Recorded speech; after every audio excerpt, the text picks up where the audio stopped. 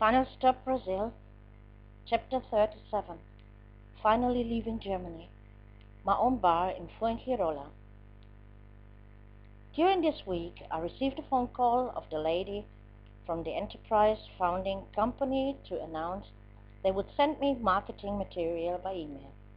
She also invited me to a weekend seminar in Wiesbaden. It should still take place this month in August. I had a look at the website of this company and found nothing to arouse my suspicion. Jones also sent me an email writing he was very sorry for not having seen me. Shortly after, he called me, and I was happier about this call than about the one of Chris. He was calling me the day I brought Max back. What a drama. Max hadn't been successful, but still was in love up to both ears. With some tricks, I prevented him from hiding again. When I put him inside the car and he saw Snoopy in the arms of Bush, his husband, he understood I had put an end to this love story here. He did not cry, he screamed. It was a scream as I never heard before of a dog. After one day of wound licking, however, he was again the old Max. But I took his behavior very amiss. You're going to be castrated, my friend. Something like this is not going to happen again. I vowed at him. By email, I entered in contact with Christopher, the lawyer, explained to him my project, gave him the address of my dream locutorio, and asked him to check the books and to carry out estimation about the sales value of the total inventory. I counted and calculated. With my model job, I could create a savings account of 28,000 euros, obtaining a high tax repay. Since I started with my permanent contract, I had put aside 6,000 euros of my salary. Together it added up to 34,000 euros. My car was only 2 years old and would probably bring me 5,000. Plus, there was my entire apartment equipment for sale. Yes, I could make it to the purchase price, but that would be it then. I would be broke and homeless, and would stand there with nothing left. But we also had to live off something. Michael and I will be immigrating to Spain this year. Tom nearly dropped his coffee cup, and Sabine stared at me incredulously. What are you going to do there? I'll set up my own business with an internet cafe. Sabine looked around. And for what purpose? You had built in the kitchen less than 1 year ago. I'm not happy here, and furniture won't change anything. My decision is clear. I told them about the weekend seminar I was planning to attend, and suddenly Tom exclaimed, I will come along. I'm also interested. Oh, great.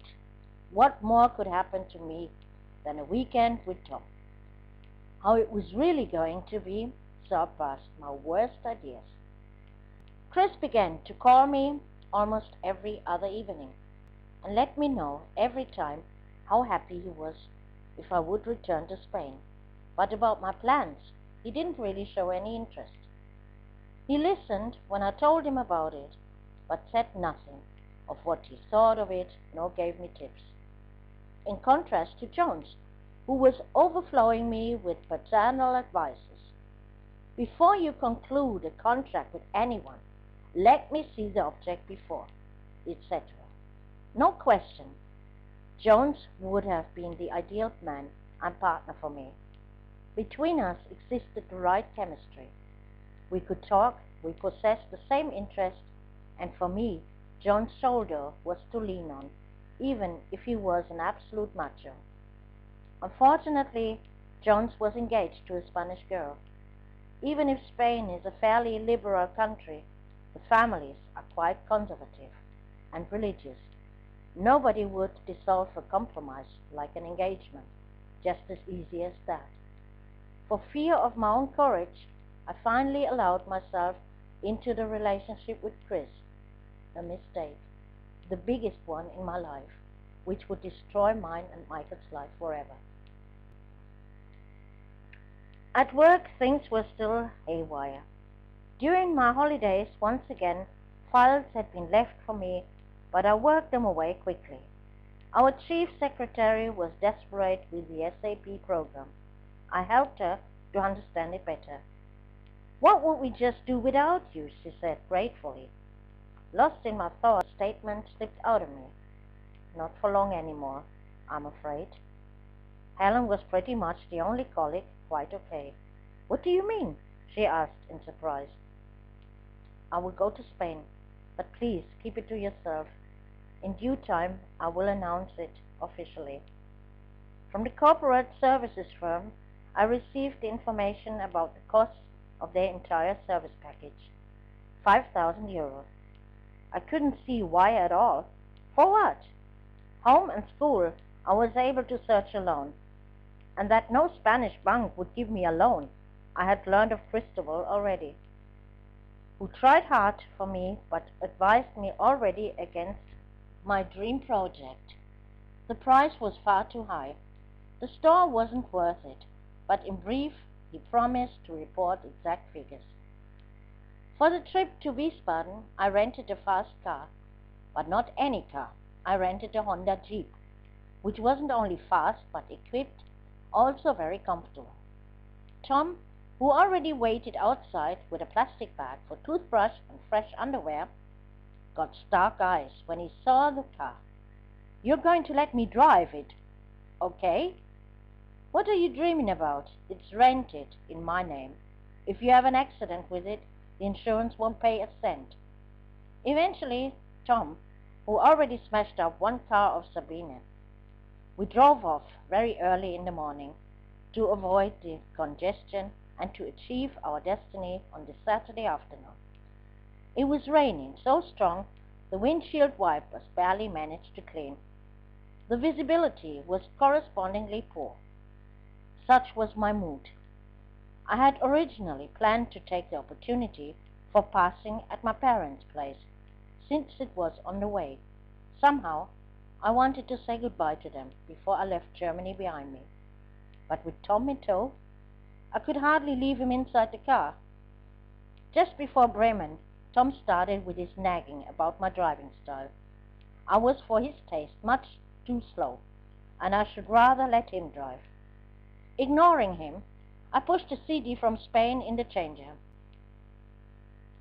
Tom rolled a marijuana cigarette, lit it, and I turned on the air conditioner, whereupon he complained. At least he was something more peaceful and talkative after smoking the joint. We arrived at my parents' place at best time for breakfast. They were more than surprised about my lightning visit, but apparently even more about my company, which didn't suit me at all. After I had my first cup of coffee, my father took me aside. "Is this your boyfriend?" I had to laugh out loud. "Do you really trust me with something like that?" "No, he's not my boyfriend, but unfortunately the boyfriend of my friend, and wanted to join me in the seminar." After I explained to my parents why I went to the seminar and what were my plans, my mother came with a sentence I heard so often. "Oh, you're crazy. You have a good job, a nice apartment, and want to give up everything for such a pipe dream?" My father said nothing, but I saw his eyes grow moist. I didn't enter no further discussion, and soon we set off for the rest of our journey in the south of Germany. The weather was better, and I could put down my foot on the acceleration. Right on time in the afternoon, we arrived at the Noble Country Hotel. Inside the elegant lobby, I already deeply regretted bringing Tom along. He absolutely didn't adapt here. When I entered our room, I paid for, came the next shock, the double bed. But the room had also a small two-seat couch.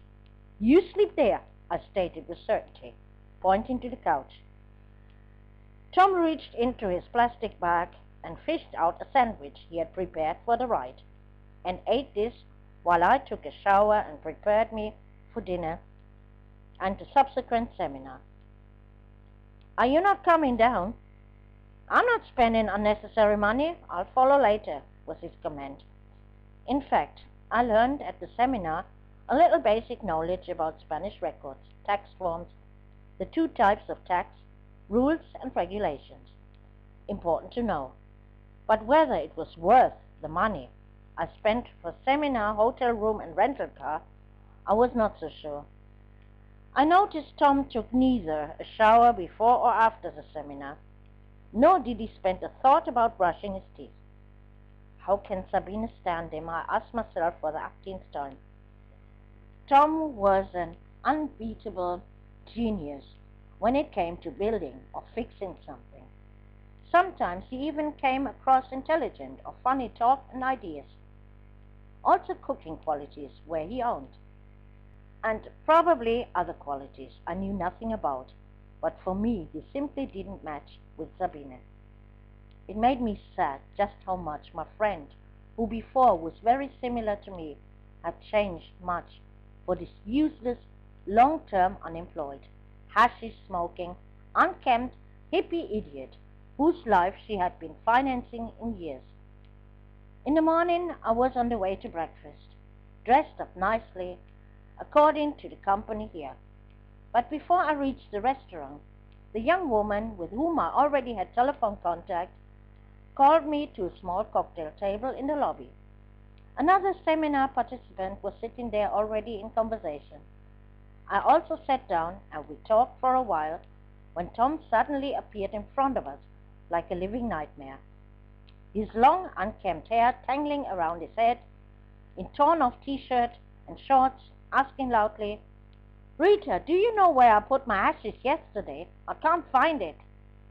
All eyes rested on us, and I was looking for the hole I could sink into. Since there wasn't one, I stammered some stupid excuses like, "I don't know him.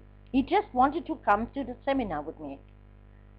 With an apology, I rose from the table and hurried to the elevator. For me, the breakfast was done. Well, I would probably never see these people here again, so I couldn't really care what they thought. But the embarrassment was getting just against my grain. In the meantime, Tom had turned the room upside down to find the stupid ashes. "We are leaving," I exclaimed irritably. "Let me find at least my ash. I don't know where I put it, damn it."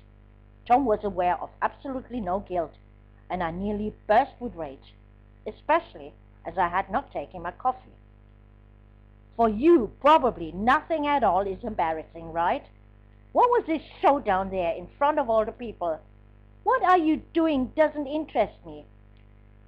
Shit, but why do you have to embarrass me in front of everyone? We are leaving, now." "Renate must still go back to Buchholz today, so please get ready." Renate didn't must nothing, other than go home sitting with Michael and Max. But this was not his concern. I headed to a cafe where I took my dose of caffeine to push up my blood pressure, and then I hit the acceleration. But on this trip, when I simply wanted to relax with our Spanish music, I had the proof how stupid people behave with withdrawal symptoms.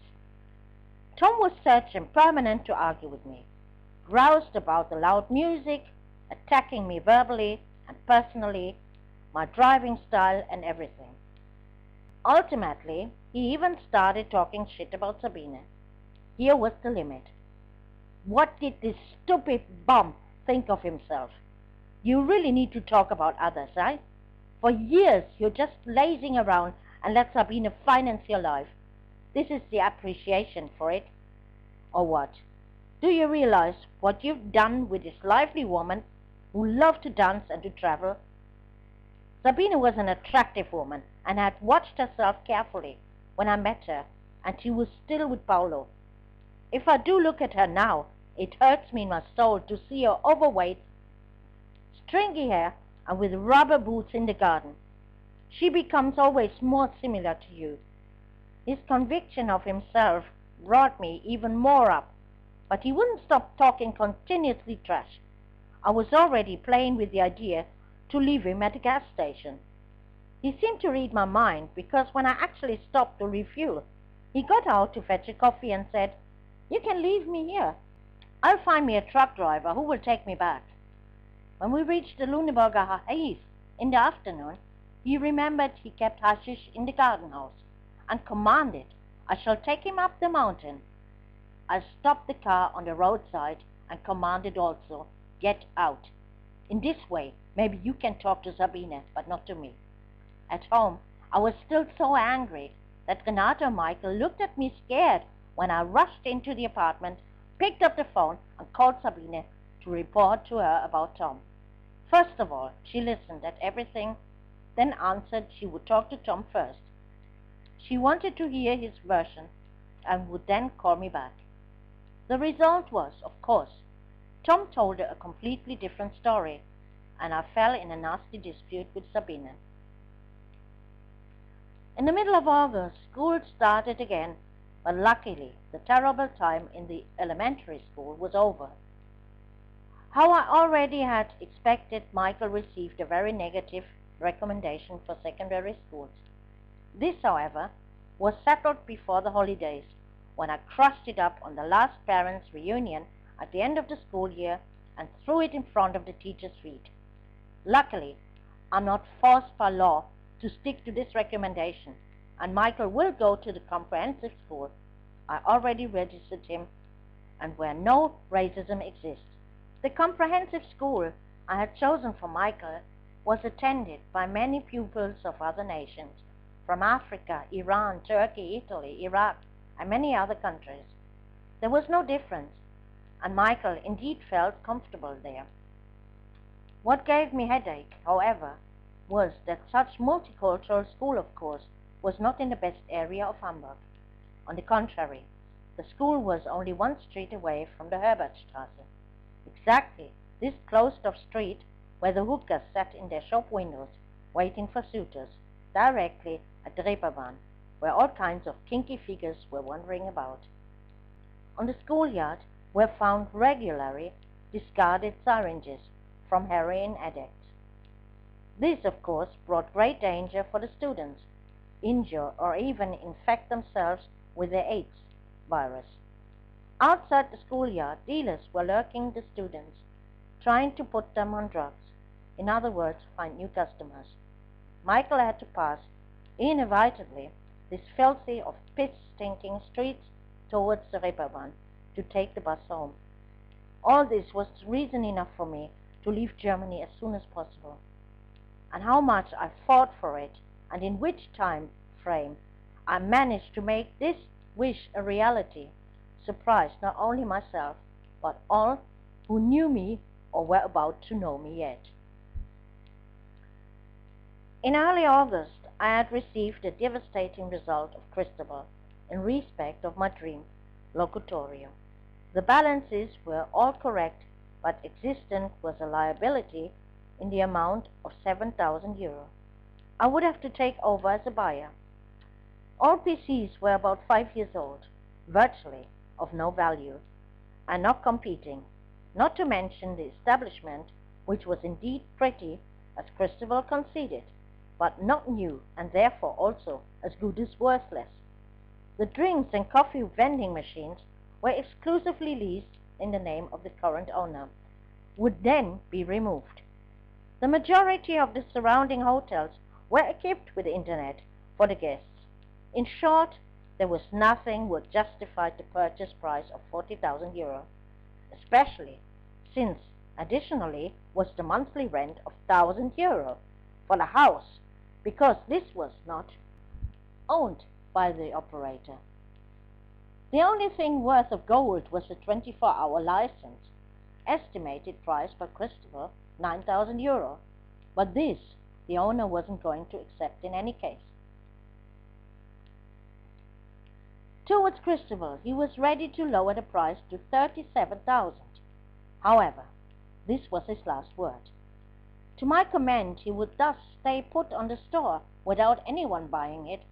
Cristobal wrote, to my surprise, this exactly would not be the case, for it was only a matter of time until one of the crazy English would buy the store for the sales price.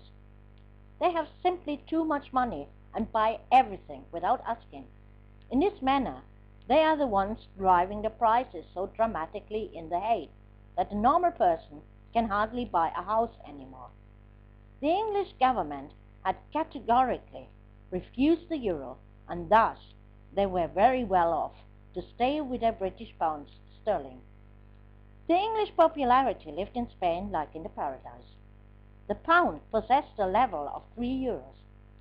Thanks to Christopher, I was now a lot smarter, and he consoled me with some objects he had for me to visit. This was the time when I let my boss know about my project. I could observe how she was getting deathly pale, but still asked for another week of vacation. Again, my friend Renate came with her son to watch Son, Dog and House during this week, so I sat exactly 1 month after my vacation in a plane back to Malaga. Full of energy and drive, I stood in front of my friend at the reception of the Vera Mar, but was disappointed the next moment. Since it was still the high season for tourists, the hotel was fully booked out to the rafters. My friend was very happy to see me again so quickly and found a solution rapidly. The apartment house, 1 street away with a small grocery store, belonged to the property of the Vera Mar. After a phone call and some time of back and forth, I was given the keys to one of these apartments for the same price as a hotel room and the same right to have breakfast and dinner in the hotel. The terrace of the hotel was now completed, and my friend proudly showed me the long bar at the headside and the fixed mounted tables for the buffet, which was now available here on the sunny terrace, offered in addition to other small courts during the day. The waiter team had now been expanded, but the waiters of the month before greeted me like an old friend, and so I was treated also by the new staff. In the afternoon, I had my appointment with Cristobal, so I had 2 hours' time. I looked around the apartment, showered, changed my clothes, and called Chris. Although he knew when I arrived, I couldn't reach him. My faint hope he would have picked me up from the airport was already disappointed and worried. Chris was one big mystery I couldn't get smart of. We had become very close by the telephone, and he was very happy about it when I told him the time I was coming back. Jones was quite the opposite, by asking me immediately where I was when I called him.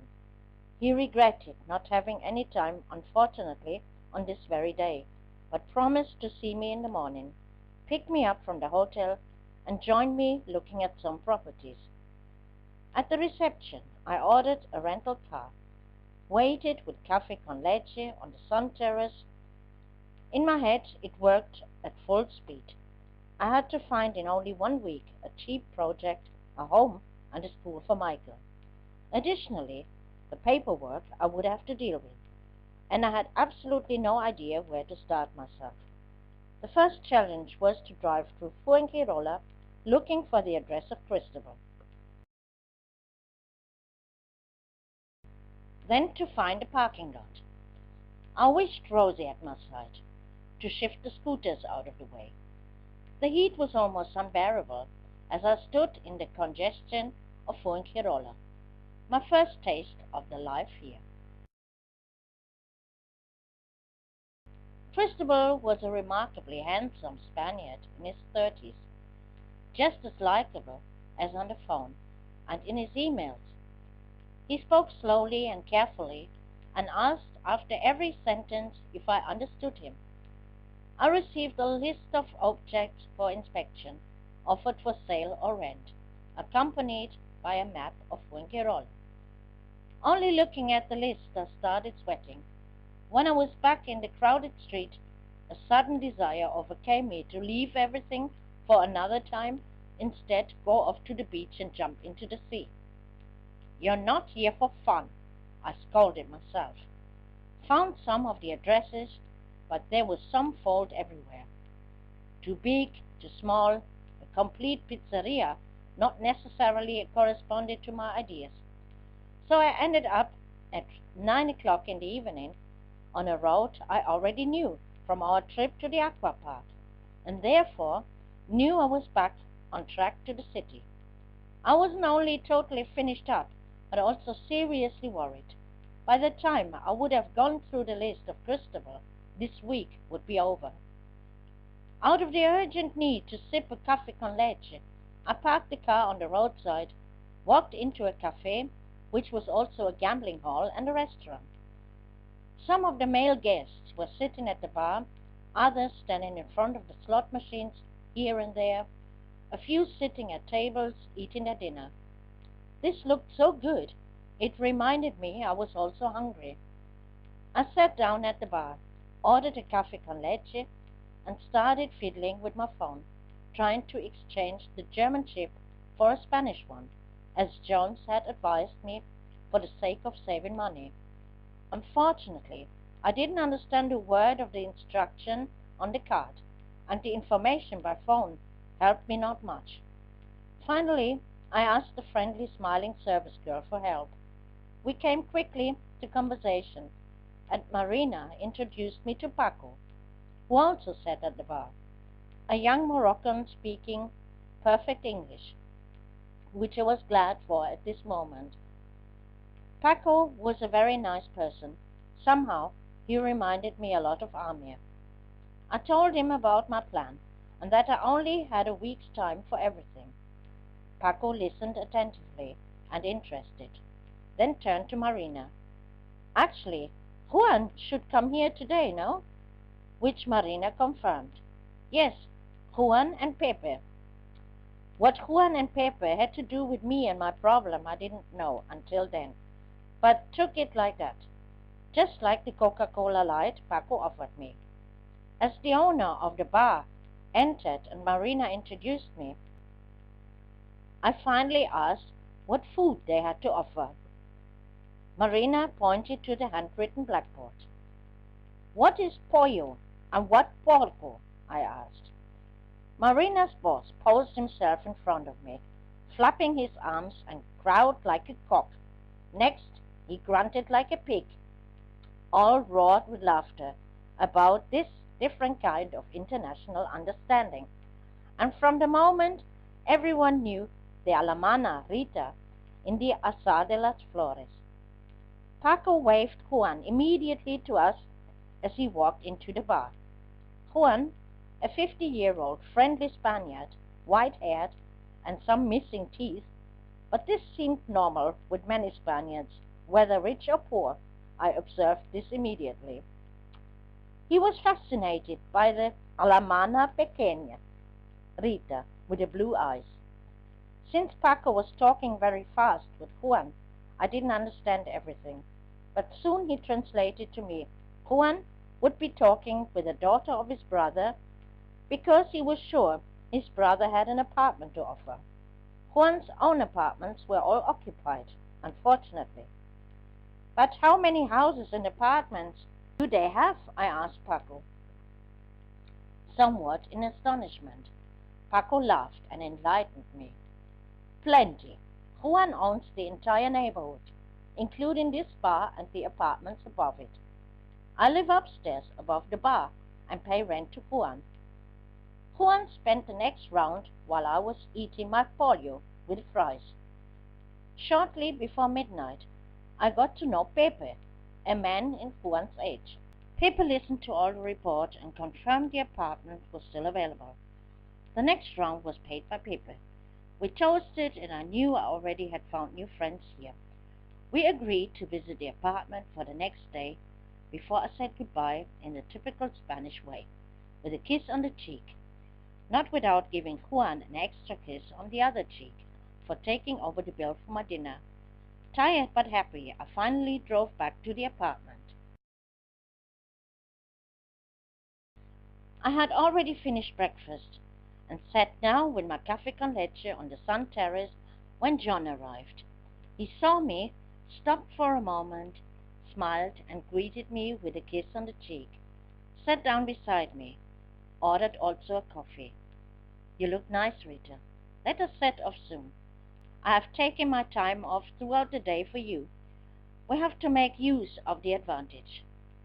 All the serious businessmen. We circled through Fuengirola, Mijas, and up to the mountains all the way through to Benalmádena. Unfortunately, the result was the same as the day before. Too big, too small, and too expensive.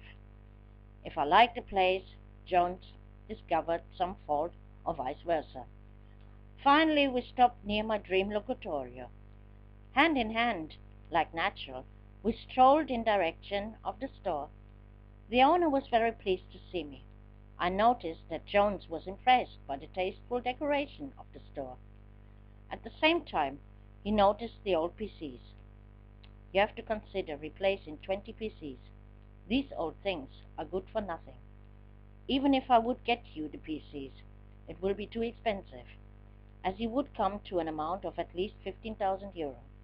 Nevertheless, based on the data we had from Cristobal, he started to negotiate with the owner. I admired Jones for his confident manner, trying to bring down the price. Unfortunately, the Iranian didn't go for it. 37,000 euro. More I will not go down under any circumstances. Jones suggested, let's go eat something. Resigned, I climbed into his car.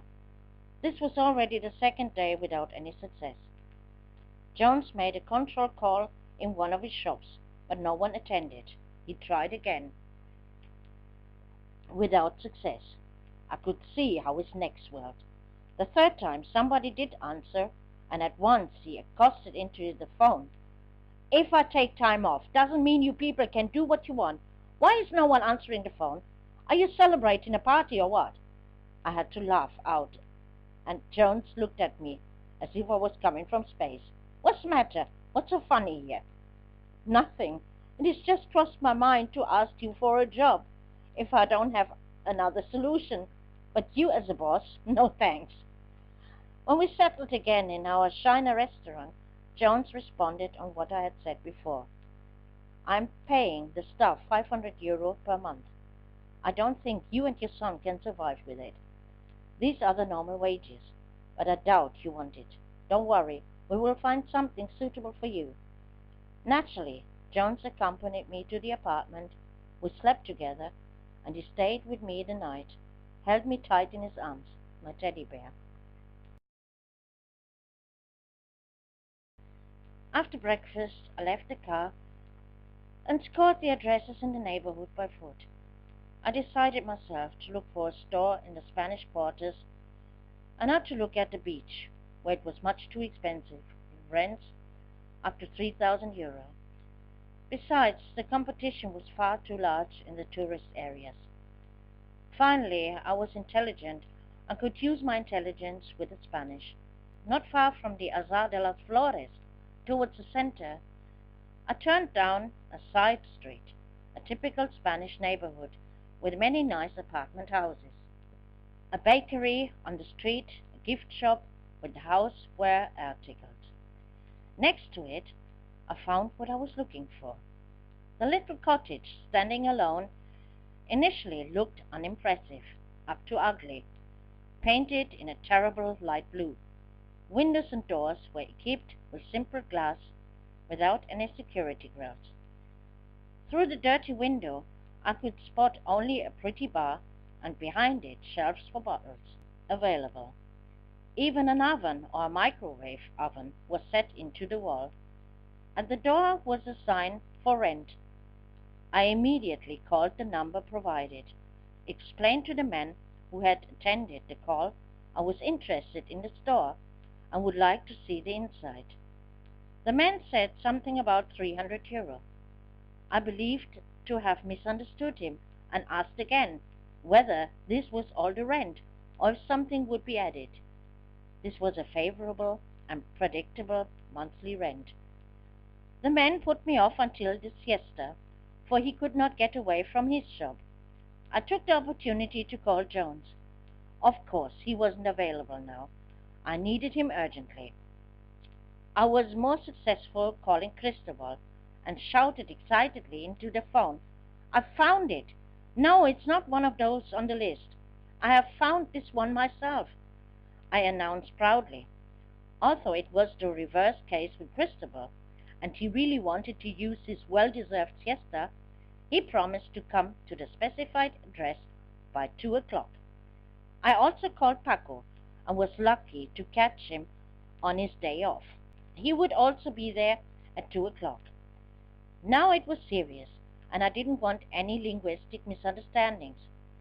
Cristobal spoke only a few sentences in English, and my Spanish was far from good enough to complete any contract. Neighboring the store was a tapas bar with a garden terrace. Next to it, a footpath leading towards the center. In only 5 minutes from there, I learned by the waitress. So the shop was actually lying in a very good location. First I ordered a café con leche, and then I tried a sort of potato omelette with bacon and onions.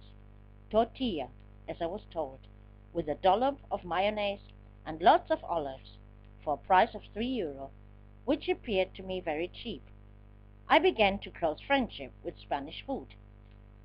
I used the time to study the prices on the wine list, to be informed. By 2 o'clock on time, all the parties arrived from different directions. When the owner unlocked the door, initially awaited us one evil surprise. The store was covered in dirt, and it stank abominably. However, this by no means discouraged me,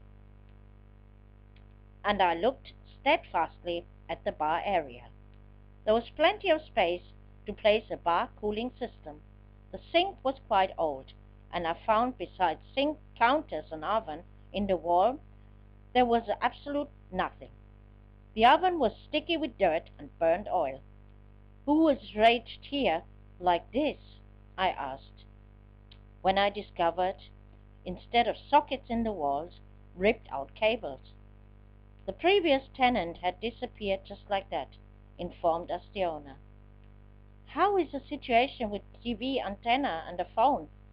In all Spanish bars were televisions, so in mine also in any case. Yes, it was a phone here before, but where the line is, the owner shrugged his shoulders helplessly. The notes I saved in my head. Cristobal wrote them on a slip of paper. Taking an eye measurement of the windows, I remarked, here would fit 2 tables with PCs, and behind the door a third one. Only now I looked at the rest of the place, and spotted the freezer, which stood completely misplaced, namely, in the middle of the room. Determined, I headed for it, when Paco was quickly behind me and pulled me away before I could open the door.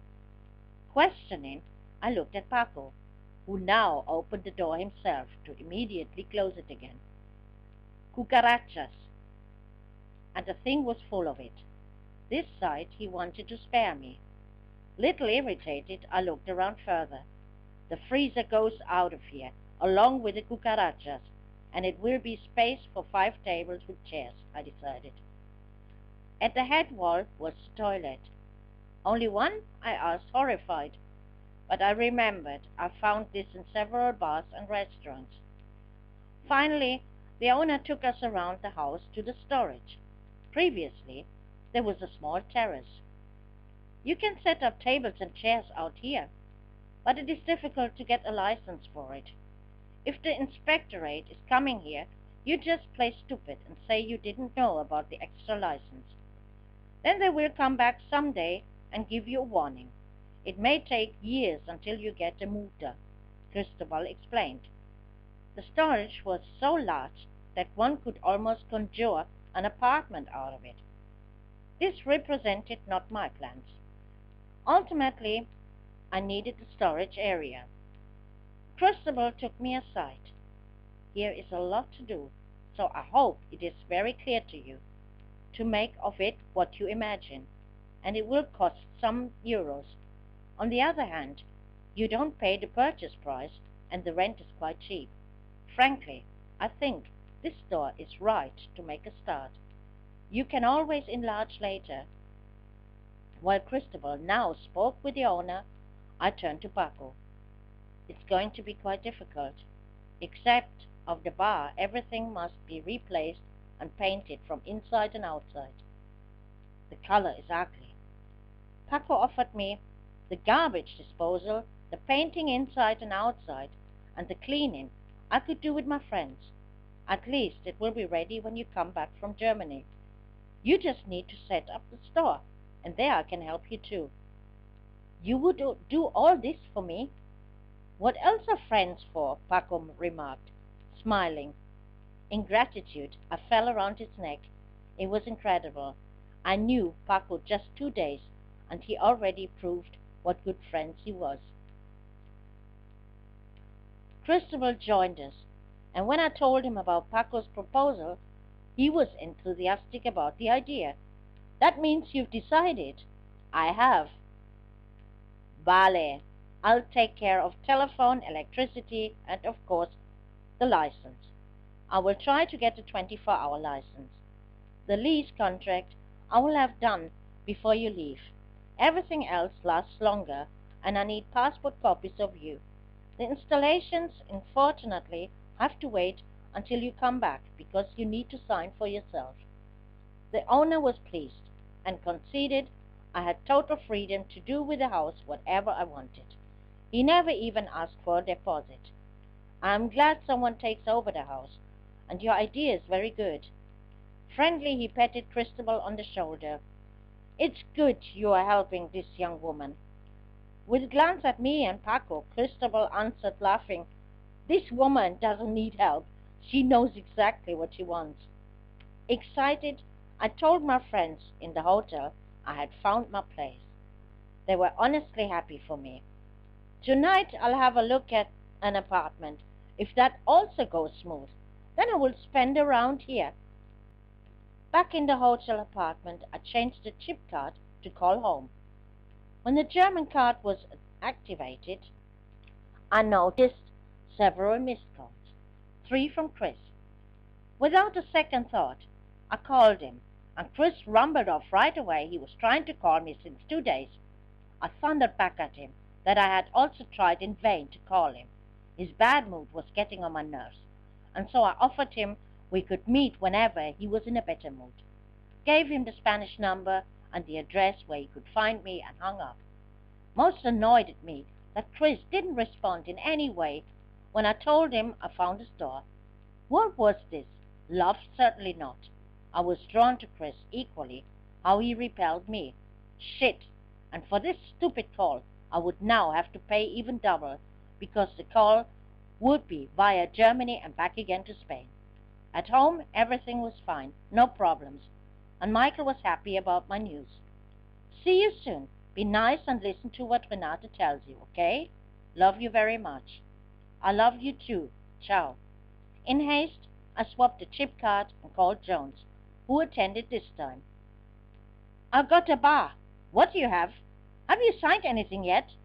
No, but it's all agreed verbally. Now I was accosted by the second man on this day. Didn't I tell you you should wait until I have seen the store? I couldn't reach you, and now I'm on the way to meet a few people to take a look at an apartment. Maybe that will work as well. Jones insisted of knowing where I would meet with the people. Somebody have to watch you, asshole. With this I ended the conversation. Paco was already waiting for me. Juan and Pepe shortly thereafter arrived with radiant smiles. We can go just now and look at the apartment. Rejoicing, I felt both around their necks. However, first was a round of drinks, and while I still sipped my café, Jones walked into the bar and found me among my friends. I come with you to see the apartment, he decided. Everyone turned to Jones, so I had to introduce him. That Paco's face was becoming somber, wouldn't stay hidden. Paco and I climbed into Jones' car. Paco sat at the back, while I sat on the passenger seat. Quietly, I hissed at Jones, I don't need a bodyguard. Jones only grinned. The apartment was in Mijas, and actually near the water park. Michael will be overjoyed, I thought by myself. But then it went up a steep hill, and the narrow streets irritated me. Exactly because of this narrowness, all were one-way streets. A short distance we drove back down on the other side of the mountain, and finally stopped in front of a very nice new apartment building. Juan rang at the front doorbell, and after the buzzer was activated, We climbed up an elegant staircase to the second floor. Carmen, the niece of Juan, awaited us in the door with a warm and friendly smile. We entered the apartment, and I was impressed. We stood directly in a living room with white gray marble tiles, a rustic cabinet in Spanish style, a dark blue sofa with a small table in front. Sofa and side table were arranged in front of a huge glass sliding door, which was distributed from one wall to the other in front of the balcony. On the right of the entrance was the dining area with a corner seat, a large table and chairs. Everything matched in the same timber as the rest. From the dining area a door led to the kitchen, a beautiful fitted kitchen with all the trimmings. I could hardly believe it. Carmen smiled as she saw my face, but pulled me on, passing the dining area to a corridor with several doors branching off. First she opened the door to the nursery. Here again everything was set just as loving as in the living room. The bedroom possessed a huge wardrobe, a beautifully trimmed double bed, decorated with a large crochet blanket and pillows. The bathroom was also a dream, with a full bath, a shower with glass sliding door, soap dish and toothbrush, glasses hanging above the elegant wash basin. In addition, elegant towel rail and fittings. Every detail in this apartment was perfect, up to the complete tableware, such as cutlery, cooking utensils, plates, glasses, cups. Absolutely everything was here. This was a luxury apartment, as it could be compared with an apartment in a five-star hotel. The window glass was framed in double plastic and built in a simple sliding mechanism. Extravagant doors and door handles. This apartment would cost in Germany 2,000 to 3,000 euro per month. Through my long search for accommodation in Hamburg, I had seen flats in this style often enough, and knew only too well the prices. After I saw everything, Juan and Pepe asked whether I liked it. Liked? I was absolutely in love with this apartment. I could hardly believe this apartment was costing only 500 euro monthly. Facing Jones, I saw he too was impressed. But suddenly I remembered there was still the question with Max to settle. I sat on the sofa and explained to Paco my problem in English. His response, however, I resented. A dog! Can't you leave it in Germany? No, I can't, I was biting back. Juan noticed our discussion and asked what the problem was. Un perro pequeño. Pepe was sure it wouldn't be a problem if it was only a small dog. Carmen, however, made a thoughtful face and conceded she would have to ask her father first. She could not decide this alone. Oh, please, I want the apartment anyway. She smiled sympathetically and promised me to let me know the next day. Together, our group returned to the Azar de las Flores. This time it was Jones who spun around for everyone, to set off soon afterwards. I'll call you, and he was gone. Is that your boyfriend? Came promptly and cranky now the question from Paco. No, he's a good friend, nothing more, I answered. Could it be that Paco was jealous? And Jones? He was not exactly the best of spirits, and certainly not ambitious to be friends with Paco. But about this I put at the moment no further thoughts. I already had 1,000 other things on my mind. Late at night I reported about the apartment, when I actually spent for cook and waiters, as promised, a round before returning to my apartment. I was blessed as never before. Finally I would be leaving Germany, and had all the tracks laid for a better life. There was currently nothing further to do for me. The bar belonged to me, and before I could search a school for Michael, I had to wait for the confirmation of Carmen.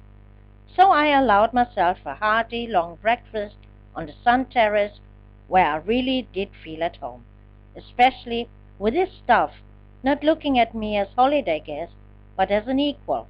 Finally, I would very soon live nearby and work in the same sector. Afterwards, I drove off to the beach and jumped into the sea, feeling totally free. All I needed for life and happiness was here. I could have screamed with joy. Life in paradise.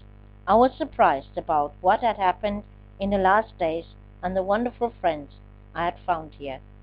Late in the afternoon, I returned to the apartment. Outside, changing a few words with my neighbor from the grocery. All this gave me the feeling as if I lived here already for a long time. When I entered the apartment, my phone rang. It was Chris, who briefly announced he was coming by this evening at 11 o'clock. He still didn't seem to be in particularly better mood. I suggested cooking for us, so I hastily bought a few things down in the store I could prepare quickly. Nervousness and tension were almost unbearable, even though my inner feeling told me I would have the apartment.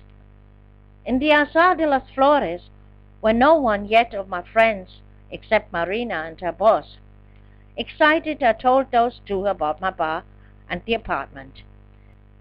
Marina's boss gave me a slip of paper with phone numbers for one of the largest breweries in Spain and a Coca-Cola supplier, along with other suppliers. If you conclude the contract with them, they will equip the entire store for you. Then you don't need to buy everything yourself. But you have to negotiate well with those people to tease out as much as possible. Again, I was touched by so much sympathy, interest, and help. And negotiate, it was one of my easiest exercises. Paco, freshly showered and smelling nicely, joined us. Smiling, he asked if I was very excited. "Don't worry, it will all work out," he reassured me. Shortly thereafter entered Juan, Pepe, and Carmen. Eagerly, I looked towards her. Smiling, she freed me from my stress by declaring, "The apartment is yours." With an outcry, I flew into her arms, something I would have never done in Germany to anyone. You have to thank Juan, because my father was not enthusiastic about the dog. Juan has worked on him until he gave the okay. I hugged Juan and then Pepe, who immediately performed the dance of joy with me in the middle of the bar. Now it was certainly my turn to spend a round for my friends, and when we toasted to my new life in Spain, I wept of joy. Carmen assured me to have the contract completed the next day. However, she required 3 months' security deposit. I couldn't resent her, and already had taken it into account. We agreed I would bring the 2,000 euro the next day. Just before 11 o'clock, I was back in the apartment to prepare the food. Everything was finally ready, but no trace of Chris. From the window, I gazed wistfully over to the sun terrace of the hotel where the flamenco show was taking place this night. I would have liked much better to be over there now than having to spend the night with bad-tempered Chris. He then called me again to let me know he would be a little later.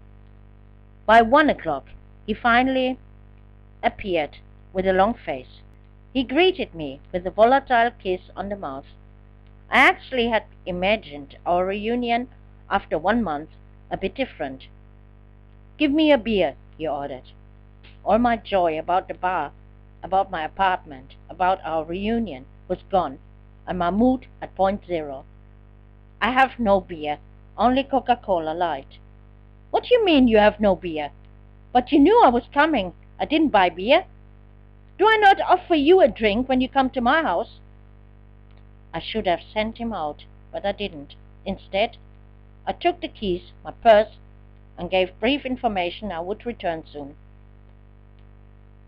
At my friend's, I bought, with an exceptionally serious face, 5 cans of beer, whereupon they looked at me quite surprised. "I have a guest over there," I explained laconically. The plastic bag I dropped as it was in front of Chris' nose without losing a word. "Didn't you say you wanted to cook for us?" I still said nothing, while I warmed up the food, served him his plate, put down the cutlery beside. "Don't you eat?" My appetite is gone. Out of disappointment and anger about myself to let Chris bossing me around in this way, I began to cry without wanting it. This suddenly changed Chris' attitude.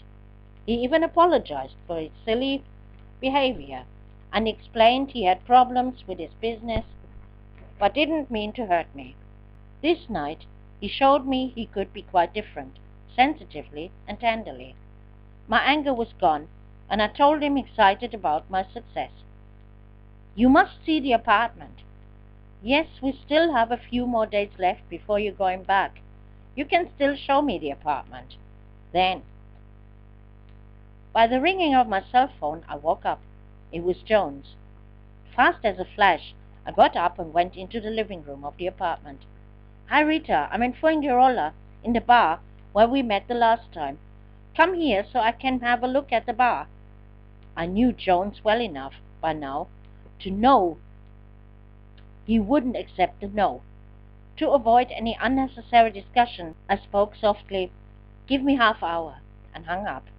I quickly showered and got dressed. Chris still seemed to be sleeping. I gave him a kiss and said quietly, "I have to go somewhere urgently. If you leave, then simply pull the door behind you." "Who was it on the phone?" "A friend." "Are we going to see us today?" I got no answer, but this I led back to Chris still being halfway asleep. "Jones, I have no key. We can only see the store from outside." "Oh, is it not open?" Man, Jones tried to see anything through the window, but saw just as much as I did the first time. In the tapas bar next door, I explained to him how it was from inside and the plans I had. Jones initially was not thrilled by the first impression, but admitted I spared the purchase price and ultimately even decided how much I was going to invest in the store. Therefore, I got the blessing of Papa Jones. He then left, and I went on my way to the bank in order to keep the money ready in time. Before going to the Azar de las Flores, I called Cristobal to tell him I also had an apartment and would sign the contract this day. "You're unbelievable. I've already experienced a lot, but something like you never." "But that's fine. If you have the contract, you go to the Ayuntamiento of Mijas Pueblo to register. It will make things easier for the license." He explained me the way and again expressed he was very happy for me.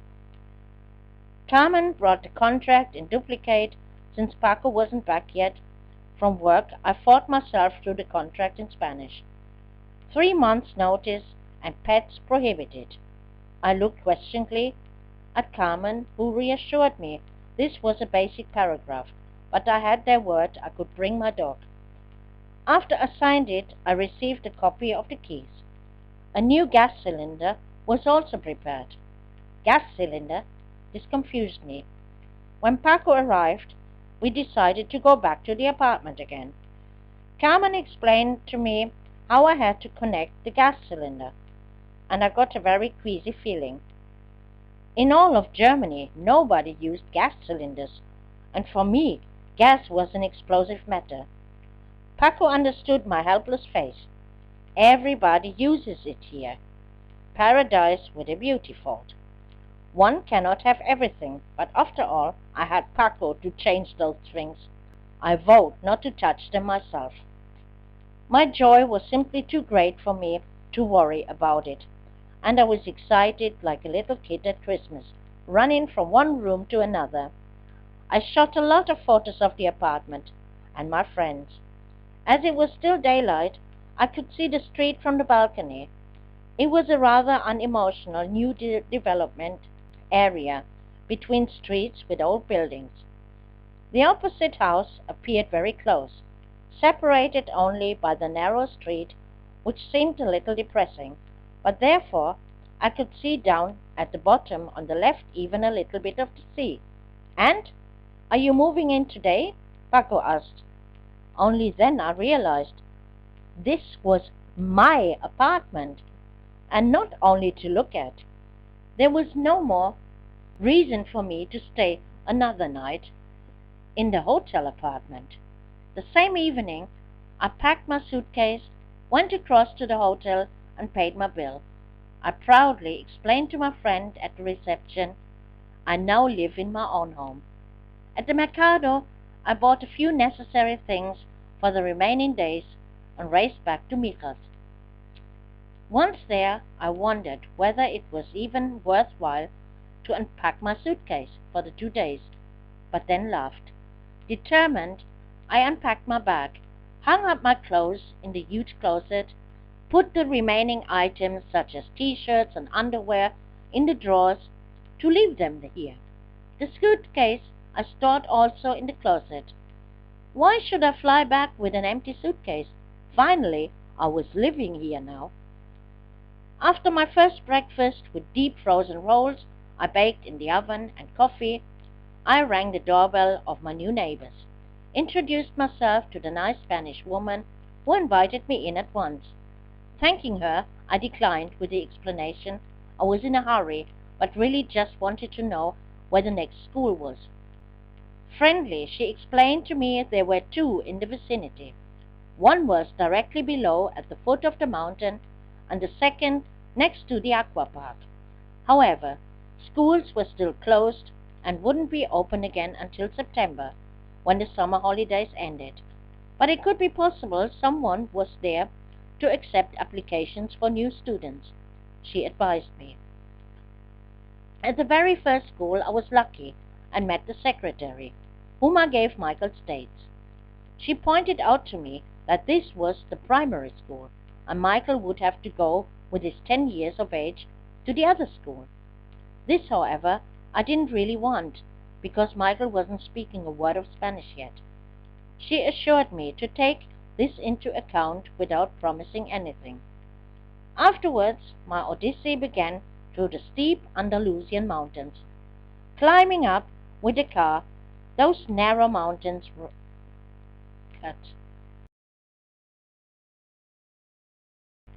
Climbing up with the car, those narrow mountain roads, and ever-tightening hairpin bends. The sweat of fear was on my forehead. Despite sunglasses and sunshield, I saw partly nothing, blinded by the sun. If I looked to my right, I also saw nothing, but this suggested a very deep ravine, and I prayed not to come off the road. Before the steep curves, I hit my hand on the horn to warn any oncoming traffic. Somehow, I managed it and was rewarded with a magnificent view across the valley below. Shortly after, I reached the village and the ayuntamiento, where I received, without hesitation, mine and Michael's registration. We were now official citizens of Mijas. Even if it cost me 30 kilometers more detour, I went back another less steep route. Hoping to find Chris, I headed for Jerry's hair salon. Jerry and Robert were happy to see me, but where Chris was, they couldn't tell me. I reported to them about my success. Jerry, pretty surprised I succeeded everything this quick, congratulated me. Welcome to the club. By phone I couldn't reach Chris, so I used the time for a walk on the beach, and afterwards took my café con leche in the company of my friends in the Alzar de las Flores. Juan was raving at me like the first day. I didn't take it too seriously and joked cheerfully with him. I liked Juan very much, just for the fact he deliberately spoke slowly and patiently, repeating what I didn't understand, searching for other words I might understand better. This way, I already learned a lot by Juan. Since I still couldn't reach Chris, I stayed up until late at night in the Vera Mar, where a barbecue was held on the terrace. I heard nothing of Chris. After all, this indeed saddened me a little. The day after tomorrow I would leave, and we had seen us only once this week. In the morning, Cristobal congratulated me for my success, handed me the rental agreement and the keys for the bar, copied the lease, registration and passport, offered to open an account for me, Because I would need a business account, he explained. After we had discussed all the details, my last official act was done. The second and final time this week, I was lying on the beach and bathed in the sea. While I let the sun shine on my stomach, I thought about the words of Jerry as he told me about some New Year's Eve celebrations taking place at the beach. Some years it's pretty cold. The temperatures drop down to 5 degrees plus. Some years perhaps, but certainly not every year.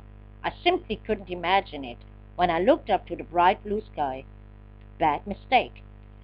In the evening, I met my friends in the regular bar, handed Paco the keys to the bar, and said goodbye to all of them. Until next month, then I'll come back to stay. Inside the car, I tried once again to reach Chris.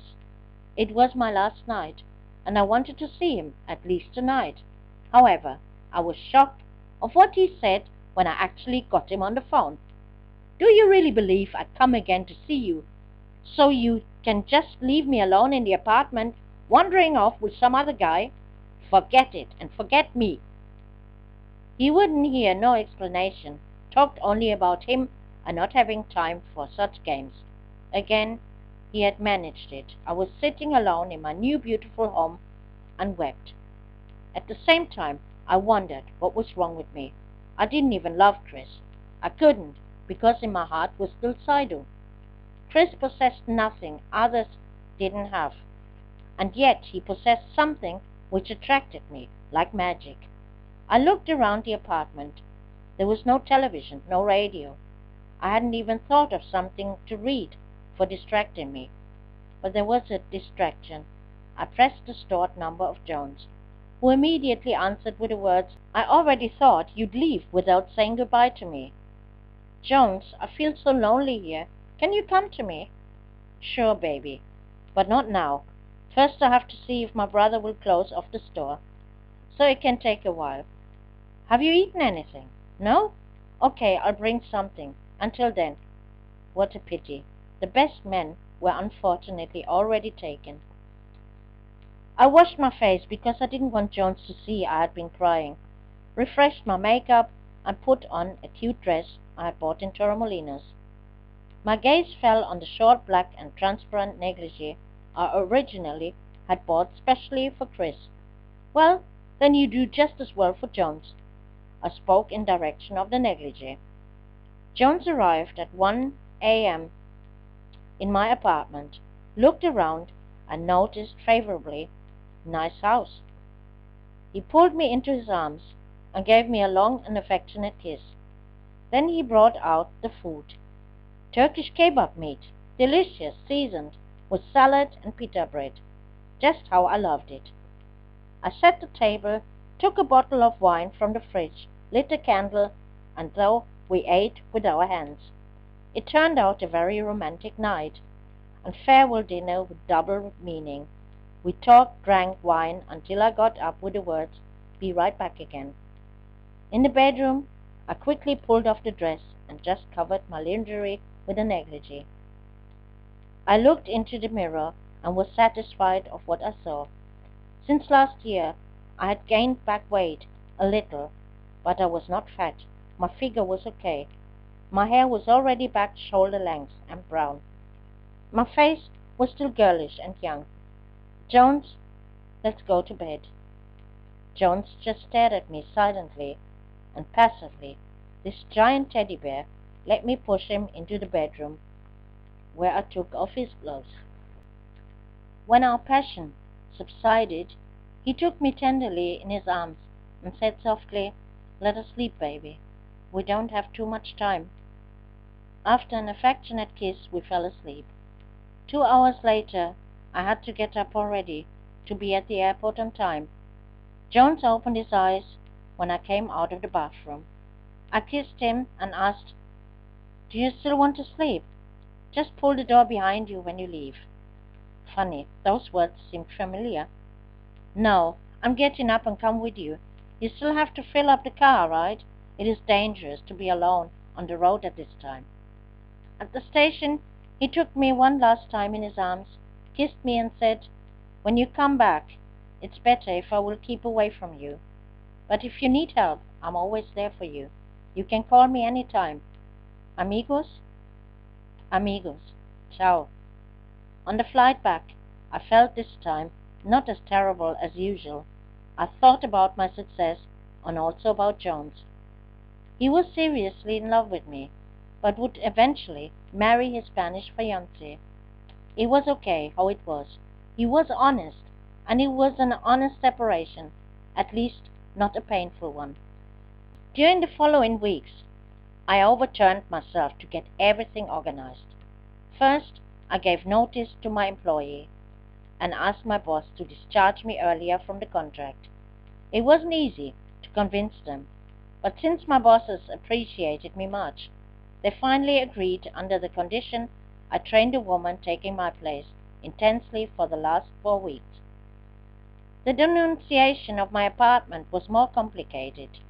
The notice was also 3 months, which I could have coped with, but I had neither intention to carry my furniture nor leave them behind for free to anyone.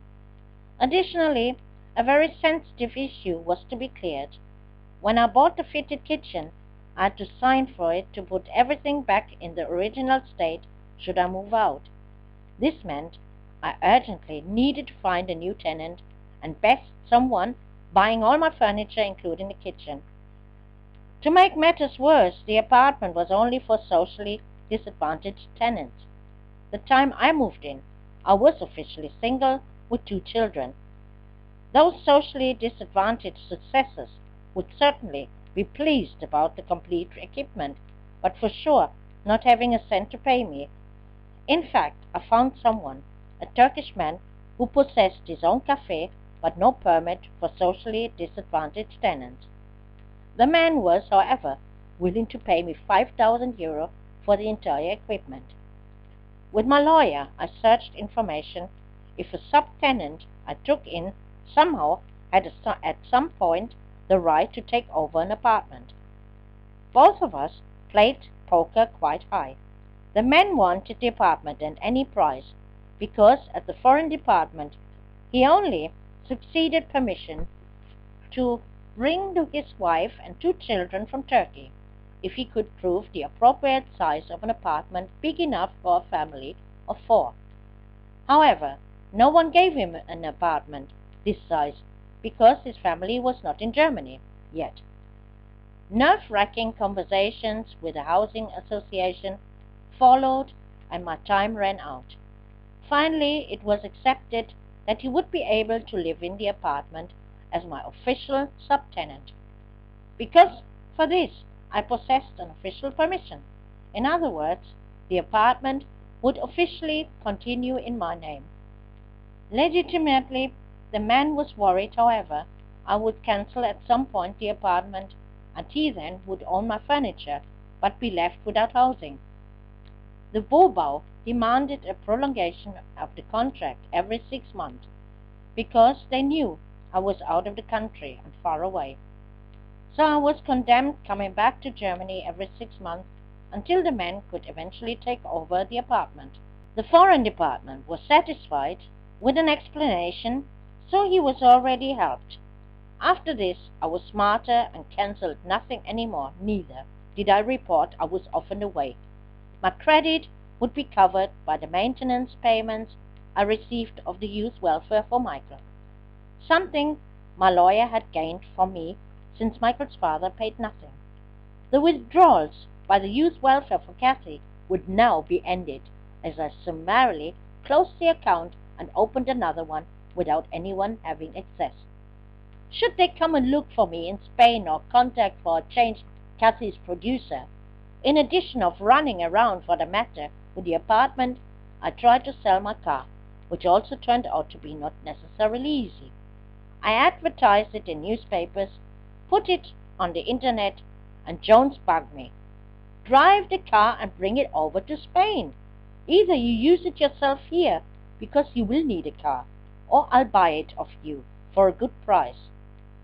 He offered me €3,000, but I asked him if he was crazy.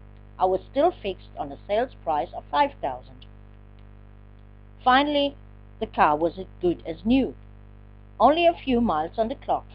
Moreover, driving with a car to Spain, only the idea of me driving all the way there brought the cold sweat on my forehead. Later, too late, I was sorry not to have listened to Jones, who knew very well about the market of second-hand cars, and often bought himself second-hand cars in Germany by internet, picked them himself, and brought them to Spain. He was, of course, informed about prices for second-hand cars in Germany, and that they were absolutely in the cellar, while in Spain the prices were much higher.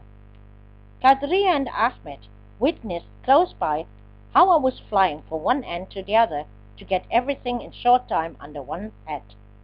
My battle with the German bureaucracy, the planning of what we take with us, deregistration of telephone and electricity, telephone calls for negotiations with the Spanish brewer San Miguel, with a company for catering equipment, with Jones, etc., etc.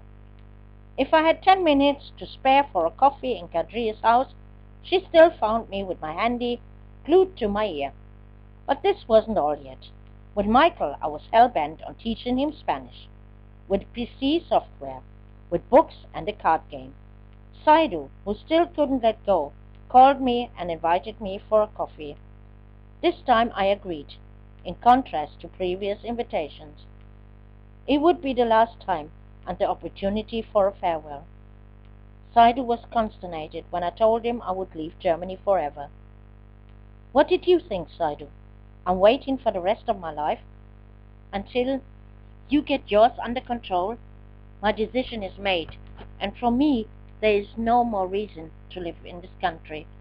You were for me the reason enough, but it is over. There's no turning back. I laid my hand over his. This doesn't mean that I don't love you anymore. I still love you, but I also have a right to be happy. Panic broke out when I booked the flight, taking off in 2 weeks' time. This wasn't a vacation flight.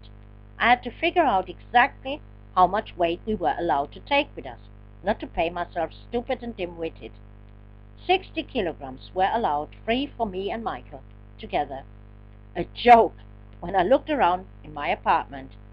What I had not yet taken into account was the contents of my closets, our entire wardrobe, shoes, my CD collection, and photo albums.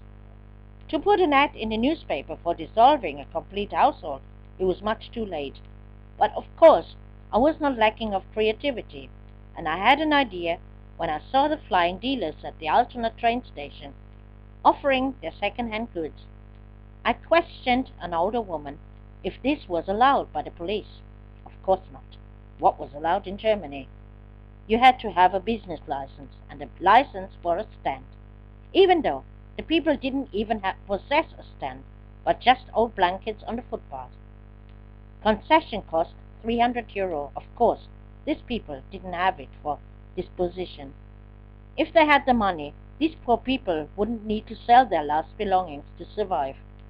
Welfare state Germany. What happens if the police catch you? Interested me now. A sentence of €300, and the items will be confiscated, replied the woman, resigned. These people here really possessed nothing. At home I produced signs. Household dissolving, everything must go out. Lowest rates, phone.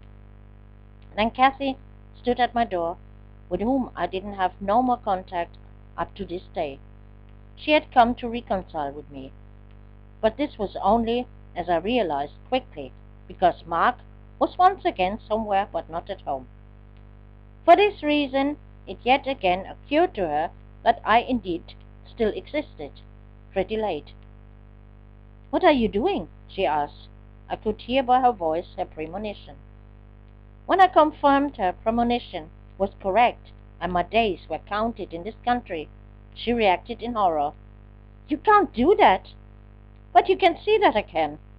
What am I still supposed to do in Germany? More than half a year, and neither saw you nor the children. Not to mention, this is not the reason why I'm going to Spain. I have 1,000 reasons for it. You're not thinking at all about Michael. She tried to come with this story, but that too Michael himself pulled out, by going into raptures how great it was in Spain. And what about us? Kathy, how many times I have offered you to come back. You've decided for a life with Mark. You are now a grown woman, and not a child anymore. Michael and I have the same right to decide ourselves how and where we want to live. Reconciling, I added, furthermore, Spain is not out of the world. Every 6 months I have to come back to sign this stupid sublease. That was the next blow for her, because she would have loved to have taken over the apartment, including furnishing. But I needed every cent for the bar, and €5,000 Kathy for sure could not pay me. Instead, she was driving a big BMW and possessed all the technical innovations, such as a brand new stereo and a giant TV, offered on the market, all of it achieved by fraud. She realized she couldn't prevent the inevitable and asked how and where we would live. I showed her all the photos of our vacation and of the week I had spent there, including the photos of our future apartment. She stared at it incredulously. A big mistake I made, because I should have known that Kathy could not bear if I was doing well. I printed signs and stuck them all around the interior of the car. Then I packed the car full of dishes and everything coming into my hands.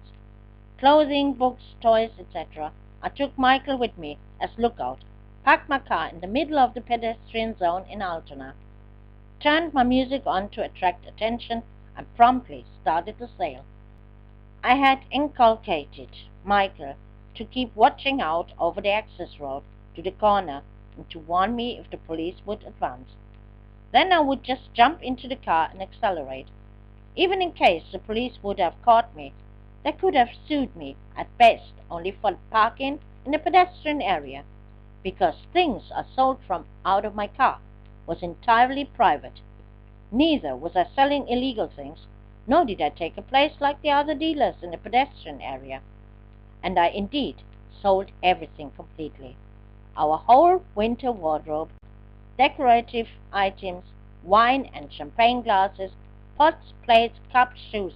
In 3 days, I reached a profit of €3,000, which financed the entire travel costs, including the costs for Max. Max was already a chapter for himself. The people at the airline informed me Max had to have all required vaccinations in his vaccination certificate, including rabies vaccination, which was no obligation in Germany, and the only one missing. However, this was not the only reason why I had to take Max to the vet. Only dogs up to 6 kilograms are allowed to fly in the cabin. All other travel in the cargo space in a transport cage. My baby in a cargo space? For me, unthinkable. In addition to the rabies vaccination, Max was put on the scale. The nice vet, for whom Max was a biological miracle, since she had looked the first time at the vaccination records and read West Highland Terrier, threw an irritated look on Max, appearing more like a black Labrador with legs too short, but nevertheless had closed this little bundle of temperament. Bursting with health in her heart, now laughed as she realized Max had 700 grams superiority, at least concerning the flight.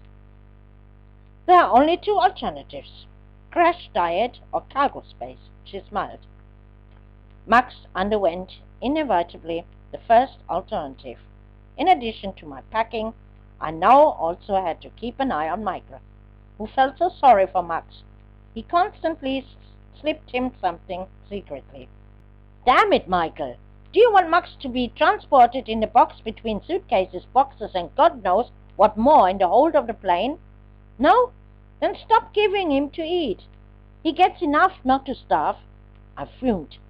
During the nights, I removed all photos of all my years before and with Michael from the albums, because they weighed too much. In no case I wanted to be separated from these memories. With a heavy heart, I threw all the albums I had collected in for years, photos chronologically, writing small commentaries into the garbage to stay only with the photos. 1 week before our departure, I was still sitting on my car, and Max sat still on 300 grams overweight. I had no other choice than selling the car to an independent dealer who would give me at least €2,500 as he offered. After all, the Peugeot dealers would only give me €2,000. So my battle with the German rules continued in form of cumbersome cancellation of the car registry, insurance and taxation point. With the staff of the airline, I discussed about the 300 grams overweight of Max. But this, so I was told, depended on the goodwill of the ground staff at the airport.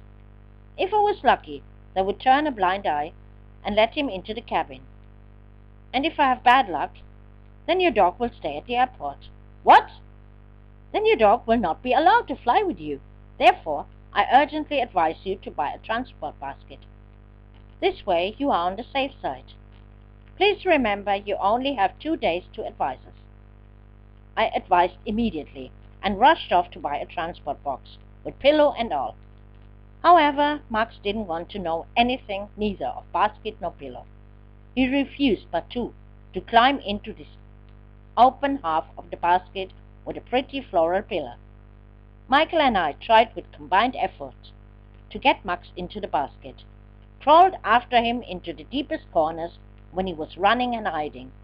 If we caught him and succeeded to put him in the basket, he jumped like a rabbit out again before I managed to clap the lid on the half, and the game began from starters. Great tip of the man who sold me the basket, the dog must get used to it. But he didn't know Max. What Max didn't want, well, I already saw us missing the flight because Max was not climbing into this basket. On Friday afternoon, I collected travel sleeping pills from the vet after I asked for advice by telephone. Give him no more than 2. Aha! 1 alone would be difficult enough for Max, like tablets just as much as transport boxes. Max was not stupid. If I tried to push tablets directly into his mouth, he held the upper and lower jaws shut so tight and with astonishing force I couldn't get his teeth apart. If I rolled a tablet in a slice of meat, he ate the meat with enthusiasm, to be spitting next moment the tablet in a high arc. To mix it in his food, I could forget completely. Then he carefully sorted out everything, ate and left neat and tidy the pieces of tablet in the bowl. I was close to a nervous breakdown after Rosie's call on Friday evening, advising me she wanted to say goodbye to us on this last weekend before our departure on Tuesday. Therefore, she would come with a train from the Heart and see me and Michael the next day. Weekend visit was actually the very last thing I needed now. Wasn't it already chaotic enough? In retrospect, however, it was just as well. Rosie didn't know Hamburg. I took her on a sightseeing tour, and for me, the farewell tour. We strolled through the city, walked along the harbor, drinking coffee on the fire ship, a ship serving as a restaurant and bar. So it was for me still a very pleasant departure from Hamburg. Sunday, she helped me with the packing of the remaining boxes and suitcases, and said goodbye with a promise to visit us in Spain. Monday, we took the first load of 8 boxes in Kadria's car to the airport. More didn't fit with the best intentions, but it lacked only 2 or 3 suitcases yet. Yes, and Max in the transport box. In the evening, we said goodbye to Kathy and the children. Marcus embraced me and asked, "Can we come to visit you?" "Of course, we are happy if you visit us." Kathy wasn't happy, but this was less because we were so close. We were only close when I was feeling down. Then our big day arrived. In our apartment was as much movement like on a train station. Michael, Kadria and her children ran around and packed everything still to be packed into the car. Kadria's oldest daughter inherited my computer. She was a very ambitious student, and I gave it to her to make the studying easier. Memories like the wooden statue from Ghana would be stored in Kadria's basement. These things I could take later one by one. Our Turkish lodger came to receive the keys. My mail, so we agreed, he would pass on to Kadria, who had my permission to open everything and throw unimportant cards in the trash. First of all, the bills, I joked, even though I didn't feel like laughing, because the wrestling with Max was still to come. Michael grabbed Max and held him in tight grip while I held a treat in front of his nose. The gamble paid off. He opened his mouth. Quickly, I got hold of the upper and lower jaw and held them apart. Now Kadria threw the tablet inside. Michael now quickly grabbed as I withdrew my hands and held his mouth shut until I took over. Max couldn't find this attack of the three of us against him and tried to tear loose. We managed, however, to hold him for a few minutes with Michael massaging Max's throat so the tablet would slide down. When I let go, we watched the next moment the tablet flying Max had spat out. We tried it again with sausage, biscuits, all with the same result. I looked nervous at the clock. It was 10:30 a.m. By 2:30 p.m. we had to be at the airport. Now Ahmed took the fifth tablet from the box. The previous four were so soft we were about to throw them away, when Michael finally had a brilliant idea. To mix the soft tablets with Nutella. All the things Michael liked to eat, Max loved also, and Nutella was Michael's favorite sandwich spread. We prepared bread with Nutella for Max, and it worked. With great appetite, Max ate the bread with two soft tablets, mixed with Nutella. Ha! You're not so smart after all, I shouted out victoriously, and all breathed a sigh of relief. Redeemed, I took the coffee now Kadria served and smoked a relaxing cigarette. We waited for the effect of the tablets. Nothing happened. How long, said the vet, these pills need until they have an effect? Asked Ahmed. 30 minutes, I said, uncertain, looking back to the clock. 12:10. Max still raged around happily with his ball. It was getting 12:30. Meanwhile, Max sat on Kadria's lap. He'll calm down like this, she said. He was quiet, just poked her with a nose whenever she stopped fondling him. When it was time for us to leave, we launched a desperate attempt to get Max into the basket. Even succeeded, but this thing was so difficult to close at the four corners, Max raging inside like mad, so the basket opened up front again when I was just about to close the back. We must go, Ahmed warned. Maybe he's calm when we arrive at the airport, said Kadria, not really believing herself what she said. Nervous, I processed the last two boxes of cargo Kadria and Ahmed had dragged up to the counter. Then I went over to the check-in counters. The lady looked at our tickets, checked in the computer, and then asked, Is the dog already checked in?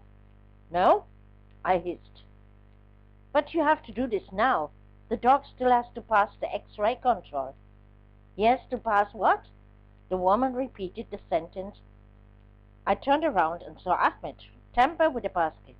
I have it now. We have to close front and back at the same time. Interested other passengers were stopping now to look what kind of thing we all were performing as Michael secured Max on the leash. Ahmed grabbed him and put him resolutely in the basket. Kadria held Max so he couldn't run while I quickly put the lid on it.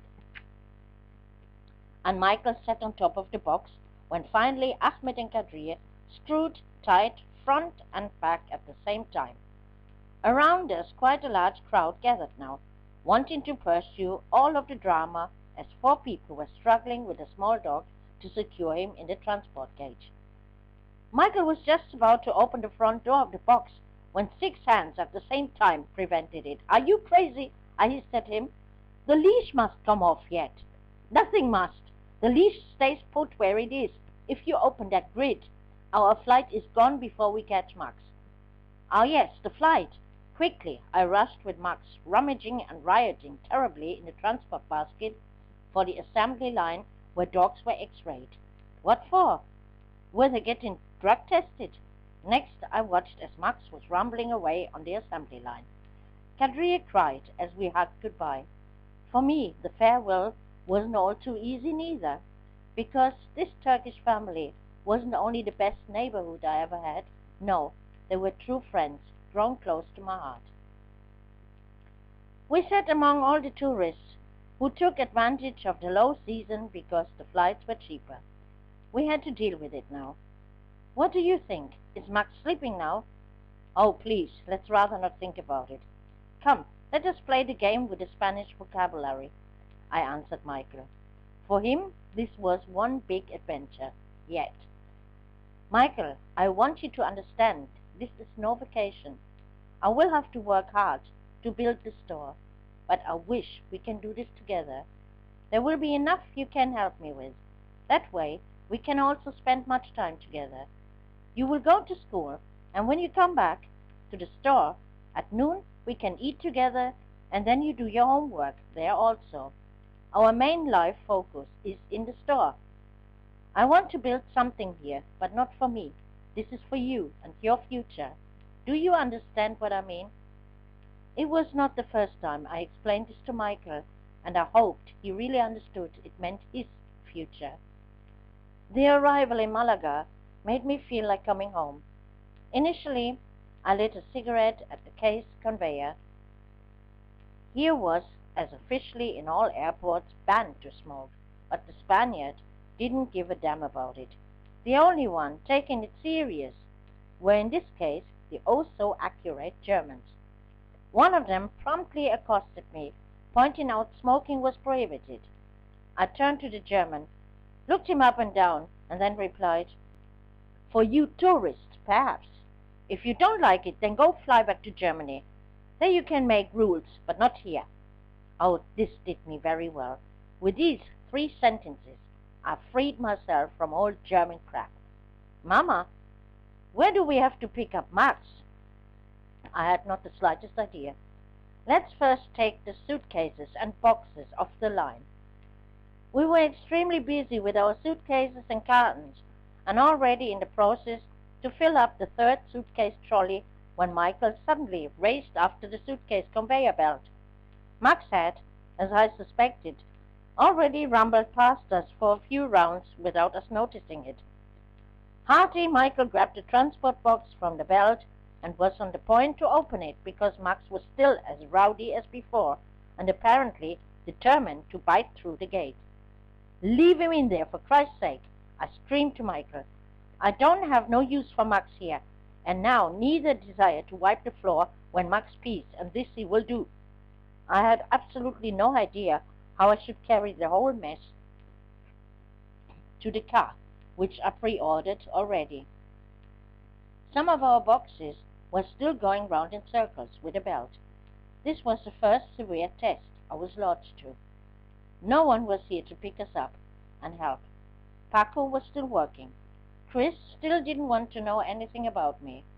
Jones would have picked us up if I had asked him, but I respected his decision to stay away from me. Michael and I finally took the first 3 overflowing trolleys to the luggage storage, picked the rest of the assembly line to take these boxes to the large station wagon. When everything was stowed away, I gave green light for Michael to open the basket. Max jumped out like a hare, barking mad and happy at the same time, and peed. After this hard work, we were on our way to Fuengirola. My first score was the Azar de las Flores, where my friends were already waiting for me. Proud, I presented Michael, who was warmly welcomed by all of them. Later, Paco, Michael, and I carried all the boxes into the apartment. After Paco spoke to Michael in a stricter tone than he really meant, that he now had to learn Spanish quickly, I saw in Michael's face those 2 would be no friends. Until late in the night, I unpacked the boxes and suitcases. Michael grumbled, "Here is not even a TV. For you it is time to go to bed anyway. You have school tomorrow." He wasn't too pleased about it. Michael was not included in the primary school, and thus I registered him in a secondary school, where he was allowed to remain immediately. I was given a long list for the school material I had to supply him with, including school books. To achieve everything turned out quite difficult. I went to the Alzar de las Flores, to have a coffee con leche. Jose, the head of the bar, remarked, "Too bad you can't open yet. The feria begins tomorrow, and this is the best time of the year. Afterwards it's going to be dead because the Spaniards leave all their money at the feria." He explained it was originally a sacred celebration to honor the Virgin Mary, but now was a popular festival celebrated every year in every city at different times. Most of the shops and service businesses remained closed during this week. He gave me addresses where I could get school supplies. I headed at first to go down to the bar afterwards and have a look at Paco's assessment work. In fact, the bar looked very different, much friendlier. The white paint on the outside and inside a warm yellow harmonized well with a blue and yellow bar. It was reasonable, clean, but I still had to do thorough cleaning.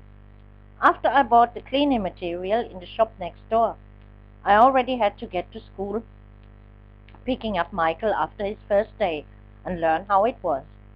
Apparently, he liked it very much, as he reported. He had even already found a new friend, but I was less thrilled when he told me Mark was from Austria. Together we rode to Torremolinos, where I changed the big combi for a small Volkswagen Polo, and then rushed back to Fuengirola. "Did you eat at school?" Spanish schools offered lunch, but not for my son, because what he didn't know he didn't eat. "I'm hungry. Can't we eat anything?" No, we could not. Until 5 in the afternoon, the chicken grill and the bakery were closed. Siesta. In the tapas bar next door, he didn't want to eat anything. Michael knew no tapas. We used the time to clean up the shop. By 5 in the afternoon, I sent him with a piece of paper to the chicken grill because he was still too shy to speak Spanish. Meanwhile, I got to know the neighbors on the other side. English Jehovah's Witnesses. But they were nice, and after I saw the result of his work in the house next door, nice plastic doors and windows, I agreed with Andrew immediately an appointment for measurement at my place. Cranky, I realized I had a lot of cockroaches inside the bar and rinsed them with the help of cleaning water onto the street. The sink was clogged. Here would only help a chemical bomb. Since Fuengirola was completely at standstill, there was nothing left for me to do, so I started the morning with Max at the beach. Spirited, he stormed through the sand and even jumped into the sea after the stick I threw. However, there were two things he had to learn. Salt water was not for drinking, and beach baths in the sand not for pissing against them. In the afternoon, I showed Michael the sun terrace of the Beira Mar, meeting our friends. The waiters greeting him delighted. "Hola, Michael, ¿cómo estás?" "Muy bien, ¿y ustedes?" Proudly, I noticed Michael had already learned something after all. In the evening, we wouldn't, of course, not miss the opening ceremony of the feria, and watched in front of the illuminated and decorated town hall square. The spectacle was opened by the mayor with a speech, followed by the performance of flamenco dance groups and live music. But the highlight, Michael and I were equally impressed of, was the performance of a classical Andalusian horse riding school with beautiful horses obeying all the ever so difficult commands of the rider. Finally, the great procession started for the festival, followed by most people.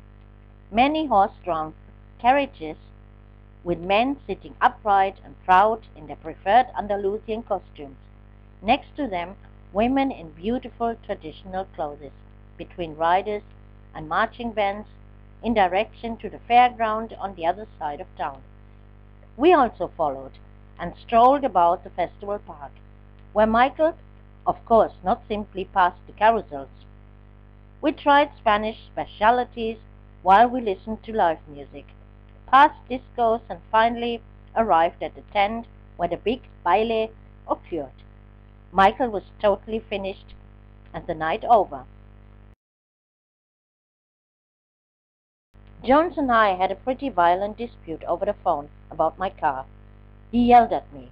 I shouted back that it was my decision and I could do very well without his interference in my life. I then heard nothing of him for a long time. With Paco, I went to my first shopping trip to Malaga and bought 2 favorable televisions, a stereo, and my chemical bomb. Then I experienced a fairly black day when the car was towed away, and not only had to forget about going with Michael to the beach, as we had planned. Instead, we scrambled about in the Andalusian mountains, trying to find a police station and pay for my multa to have a taxi taking us into an industrial area in Malaga, where I finally found a car parked on a depot. An expensive pleasure.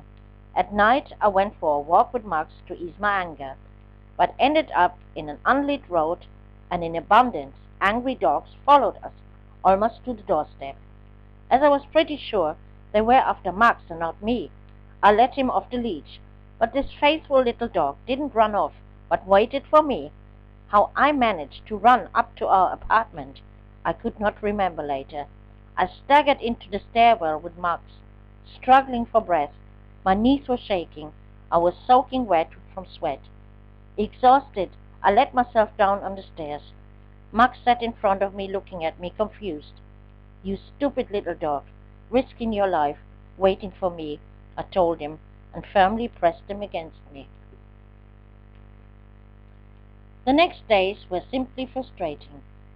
Time and time again I called the Telefonica, the electrician, and the company for gastronomy equipment, to hear always the same thing: mañana.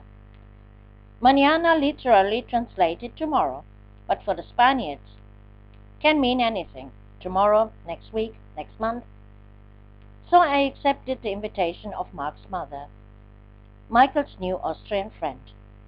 I admired the beautiful house with the roof terrace and made friends with Margit immediately. My concerns that Michael might not learn Spanish if he was with Mark she wiped away, and assured me this would come all by itself. Finally, Michael would indeed have contact with other children. But exactly this was not the case, as I found out much later, unfortunately. Mark dominated Michael totally, and paid attention jealously that Michael would not make friendships with Spanish kids. Therefore, Mark shared absolutely everything with Michael: his toys, his pocket money, and even did the homework for him. Caused by Mark, the 2 boys were absolute outsiders in the class. Of this, however, I had no idea. The contact with Margit and her Spanish husband became regularly.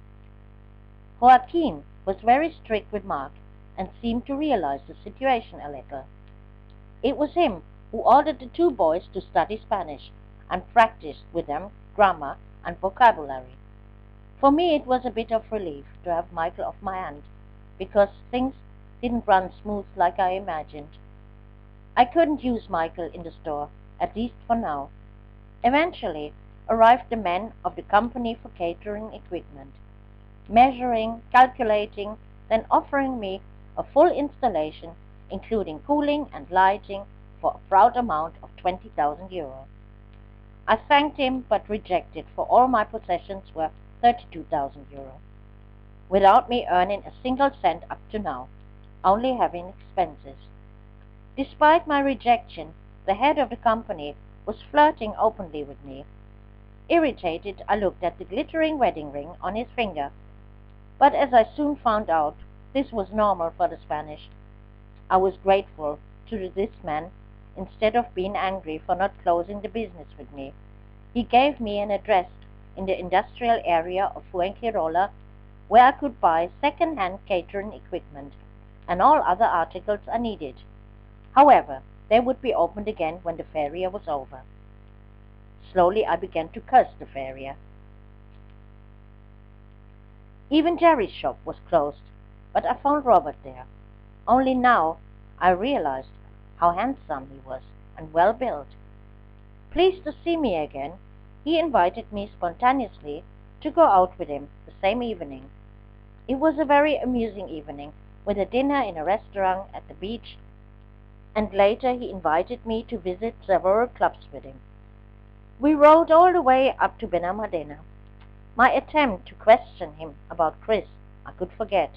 He closed up, and I heard nothing of him, at least not initially. Since my body filed sexual need, it didn't take too long until I was sleeping with Robert. Then Robert was eating out of my hand and told me finally what I wanted to know. But what I heard had me taken aback.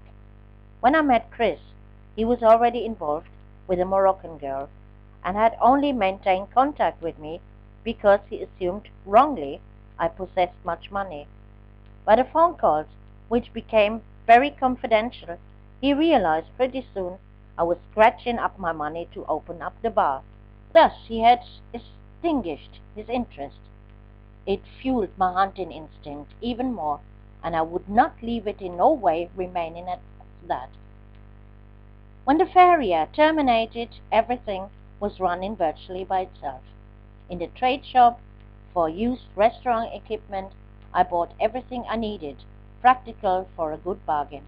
A cooling system, fitting perfectly under my counter, a cash register, a refrigerator, and very important, a catering coffee machine. As of now, I would be able to make my own coffee con leche. Altogether, I paid €5,000 for machines as good as new. I could hardly wait until the devices were delivered. Pressured by Cristobal, finally the electrician arrived and installed all the necessary connections. My phones in the bar and in the apartment were placed too, and I could now get in touch with the old world, my parents, Sabine, Kadria, Kathy. If I didn't have to remain in the bar for some work, I used the time I still had to go with Michael, Max, Mark and Margaret to the beach, to swim with Michael and Max in the waves. Since Jones still not reported to me, and I was too proud to call him, I bought my own first PC with all and everything included, a printer and a combined telephone fax machine. For this equipment, I paid €3,000. Anxiously, I calculated and realized 1,000 was going after the other, without me ever taking anything in. So I left it only with the one computer, but planned to set up a service for copies, scans and fax, of course, in addition to the internet. The computer also had a certain delivery time, and so I still could do nothing but wait. I spent next to the visits at Margit a lot of time with Paco, who endured, as my good friend, often, tacitly, my bad mood. He knew I was worried about this continuing delay. The nights, however, I often spent with Robert in the apartment behind the saloon he now inhabited. This stopped abruptly after the next time I went to see Jerry, who jokingly asked, "Are you coming to look for your husband? You're lucky. Chris is in Fuengirola, and I expect him every moment. Besides, he looks good. I have fixed him a new hairstyle, but you'll soon see yourself." Robert watched me through a mirror he stood in front of, cutting the hair of an African.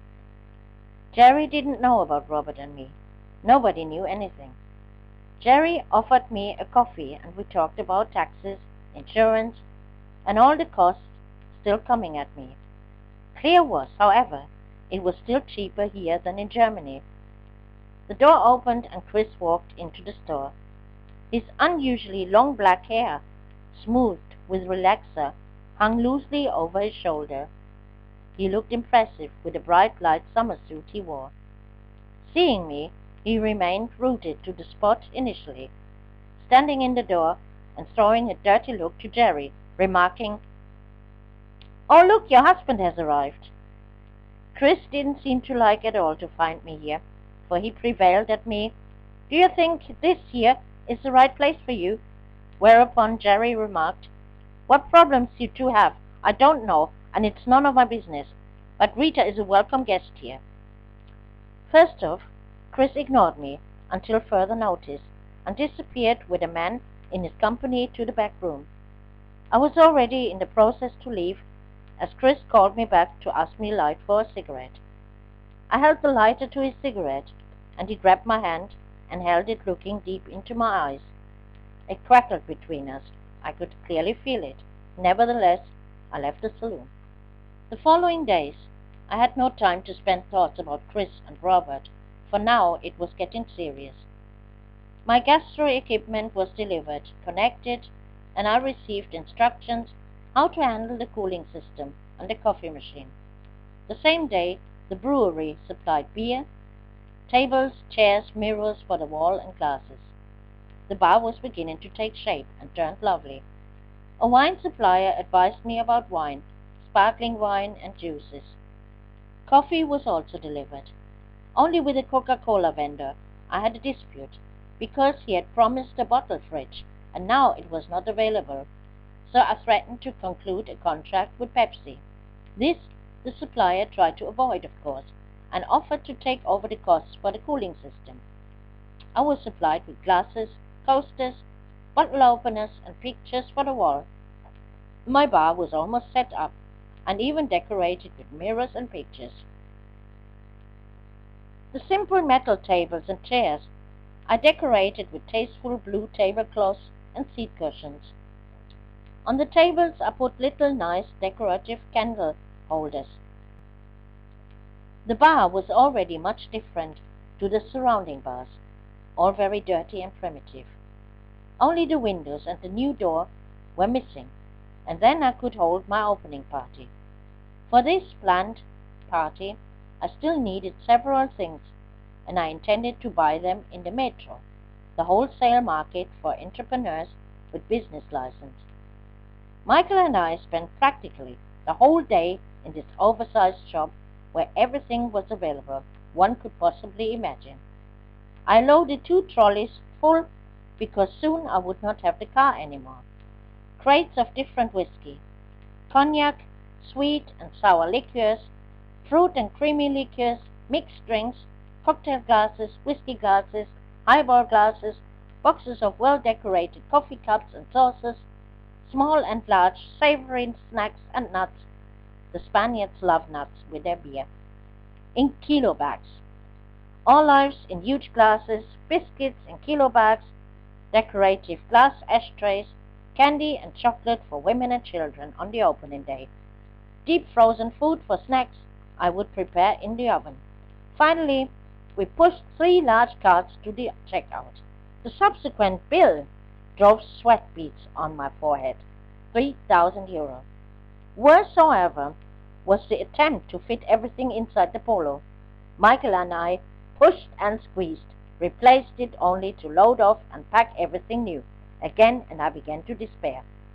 "Bring back some of it, Mama. It doesn't all fit in the car." Smart idea, especially since it was already 8 p.m. on a Saturday and the lights were now turned off inside the metro. By most accurate packing, I managed somehow. Even there was no more trace of Michael on the passenger seat. The car was from front to back, from the bottom up to the roof, full and dangerously deep on the road. I was also hampered with driving because I held a number of smaller bags on my lap. The handbrake was covered with bags, not to mention the lack of vision in the rear mirrors. If the police would have caught us, our journey had been over. So much was clear. I couldn't go faster than 50 kilometers an hour, and so we crawled at snail's pace over the highway. Reaching Fuengirola after more than 2 hours, I called Paco first thing, who was meanwhile used to my emergency calls, and asked casually, "Now what happened again?" "Paco, please come to the bar. I need you urgently." Paco was already waiting at the bar when I came crawling along in the car. He looked at the load, looked at me incredulously, shook his head and suggested, "Well, let's unload." While we were putting everything in place inside the storage and the bar, my coffee machine performed under Paco's watchful eye the first real run. I still had a great respect for the device and wondered whether it would explode around my ears if I forgot to keep watch on the air pressure indicator. However, it was an indescribable feeling to take my own coffee con leche with my own cup in my own bar. A solemn moment. Next day followed the next moment of celebration, as windows and the door was installed. The shop was almost perfect. and it should have been because until then I had invested, all in all, 20,000 euros. My entire household in Hamburg, my car, everything, I invested in this store, and much more. My heart, my soul, my strength, and my nerves. Margit was my first guest to try my café con leche and paid. Are you crazy? You don't need to pay here. Look, this is business, and you can't go inviting all your friends. Business is business. They all do it like this here. When I come to your house, I will of course not pay for the coffee, but here in the bar, your source of income, you and Michael have to live off now. Here you have to give away nothing. Never forget that, she explained, laughing, and it made sense. With pride, I showed her the place where the PC, the printer, and the fax scanner would stay. Margit looked around thoughtfully. Are you covered by insurance, by the way? An insurance policy I possessed. I hope it is clear to you that the insurance will not pay a cent if you don't have bars in front of windows and door. This was a topic no one had pointed out to me so far, although I saw grids mounted in front of the windows and doors of all houses and bars, but so far I never really thought about burglary and theft. Now, however, the store contained already values inside. It was so pretty, with the newly installed windows and new door. Should I go and spoil everything by mesh? Margit had made me so nervous, I asked Andrew if he knew someone who manufactured and installed grid. Paul, Andrew's friend, did, and Andrew promised he would come by during the next days. Your inventory won't survive even 2 days without grids. She poured oil on the fire. And what am I supposed to do until I'm gridded? I asked, scared. She also knew counsel for that. You fetch a guard dog from a kennel. I choked on my coffee. I fetch what? Only until you have the grid. Then you bring him back and tell those people you don't get along with the dog. The opening day came, and I was ready. My stereo was on the sideboard behind the counter, my CDs in order next to it. I had pasted notice at the windows that everyone was welcome, and the first drink was on the house. Finally, I had to build a customer base. I filled the decorative glass bowls with nuts and peppers. For the coffee drinkers, I held biscuits ready to put on the saucers, beside the candy and chocolate I would offer. I turned on the discreet lighting, which was combined with a fan. Michael was given strictly instructions to come to the bar immediately after school. He wasn't very ambitious. What should I be helping there? Empty out ashtrays, collect empty bottles, serve at the tables. It's just the two of us, and I need your help. I tolerated no opposition in this case. In the morning, the first guests already arrived. A policeman, of all people, from the neighborhood. A very nice elderly gentleman who ordered a beer. I asked politely if he wished a glass, and he politely nodded. I poured the beer into the glass, and a cockroach politely splashed down from the ceiling directly onto the foam. My goodness, what embarrassment. My first guest, and now this. He would not come back. Of this I was firmly convinced, as I quickly took away the glass and set a new one in front of him, refilled it with a glance to the ceiling. That's normal here. It happens sometimes, he reassured me when I still stuttered, embarrassed, mi disculpa. Actually, did he come back and brought even friends and colleagues who drank just as much during service hours as any other Spaniard before racing off with their cars. My second guest was Sammy, a South African street musician. Mirror-cracking ugly, but a funny character. He became one of my favorite regular customers. Gradually, the entire neighborhood was curious and came along from the surrounding houses and streets. Women, men. The cash register began to ring. My guests were very pleased about this different kind of bar. Peepers on the counter, biscuits with the coffee, not to mention the chocolate reception. The younger men all tried to excavate. I was friendly but distant. When Michael arrived, the first guests were already gone. The store nonetheless full, as a fitting squad working far from their hometowns passed by, coincidence, read the signs and entered. The men remained until their siesta was over. All of them were very nice men and made sure my turnover was going well during the first weeks. I was relieved. Everything seemed to run smoothly, and Michael seemed to have taken a liking by helping me. In the evening, the bar was filling completely because everybody came to my opening party.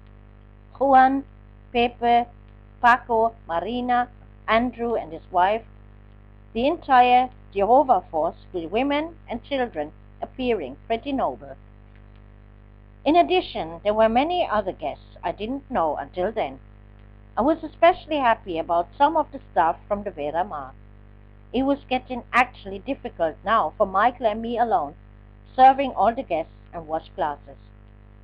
How happy I was when suddenly Robert appeared in the door, realizing immediately I was on the way of sinking, and gave hand to wash the glasses, piling up on the sink already. He also discovered first the drain was dripping under the sink, and it was getting worse.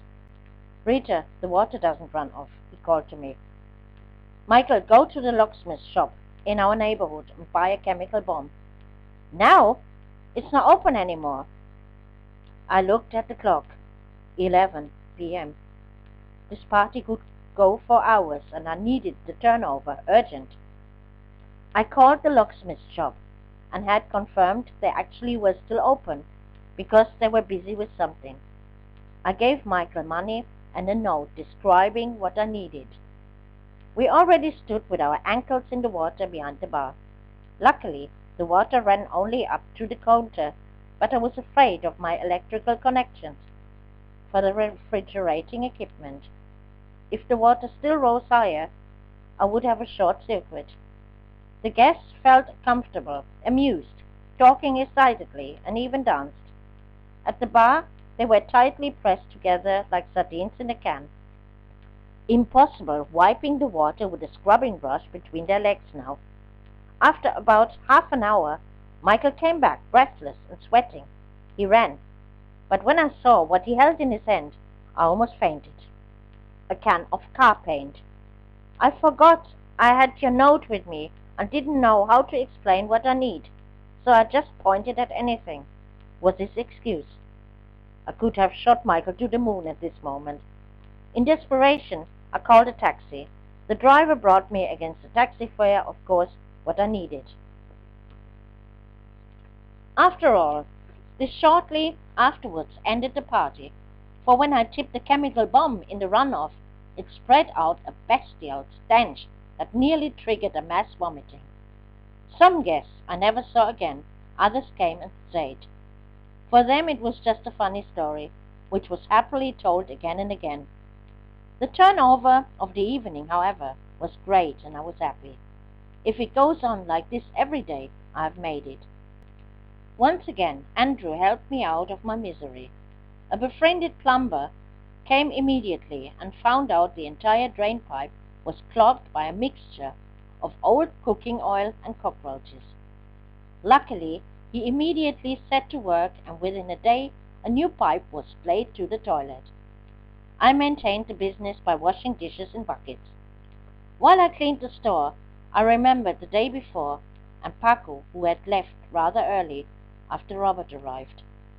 I had noticed his face growing somber at the time. What was the matter with Paco? Sometimes I really didn't understand him. But to think about it, I didn't have the time. The computer was delivered. Paul took measure for the grid, and this was the beginning of my 24-hour job. Cristobal actually managed to get me 24-hour license. I could theoretically open around the clock, which I wasn't able to do, of course, just in behalf of Michael. I couldn't. However, I kept the bar open until the last guest was gone, which was sometimes between 2 and 4 o'clock in the morning. Paco I didn't see again for some time, but Robert, on the other hand, came often in the evening to help me. Still he grumbled to me, "You don't come to see me anymore. I know you're waiting for Chris coming back to you." I had much other things to worry about because I didn't know how I should divide my time and where to start first. Michael didn't see the point of coming to the bar every day. Complained, however, at home was nothing to eat. Michael, if you don't want to come to the bar every day, then eat at school or learn to be more independent and make something yourself. It ended up that I was in the full bar and gave instructions by telephone how Michael had to cook spaghetti, or Robert took a taxi home, stopping on the way and bringing Michael hamburger from McDonald's. Most, however, worried me the fact of my unprotected high values in the bar and no protection against burglary. During the 1 or 2 hours I should have slept, I couldn't get my eyes closed out of fear I would come into the bar and find nothing anymore. Margit, who came every day for coffee, made me even crazier. After all, it still would take 2 weeks to build up the grit. So I took Michael and Max with me to a kennel.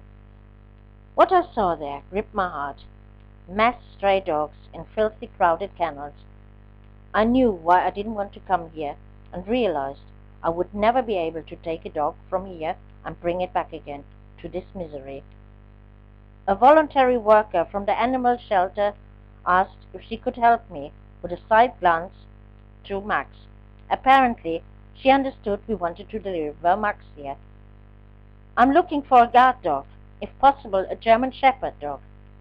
No, a German Shepherd was not available, but many other big dogs. Michael and I walked past the kennels and looked into many sad eyes. But not all were sad, some happy and barking, hoping to be freed from this prison, others barking aggressively. My gaze fell on a single kennel with a, as the woman explained to me, Malamute bitch, the Alaskan type of Siberian Huskies, but much bigger and stronger. The bitch possessed only one eye and looked at us blankly. Apart of this fault, she was a beautiful animal, inspiring respect, if only due to her size. I asked the woman what had happened to the eye. She couldn't tell me, assumed it might have been a cat. Sasha had not been for long in the shelter. A nice couple had left her because they had a baby. Oh, very nice couple, I thought. Do you think Sasha is useful as a watchdog? I asked. There were many dogs seeming suitable for this task. Unfortunately, they were all males. This I could already forget about. Max had namely taken a miraculous change here in Spain. He was aggressive and disputing towards other males, in contrast to earlier in Germany. Even Margit's small poodle he bit off, and the poor thing just wanted to play. I seriously asked myself since our arrival if there was also a misunderstanding between dogs.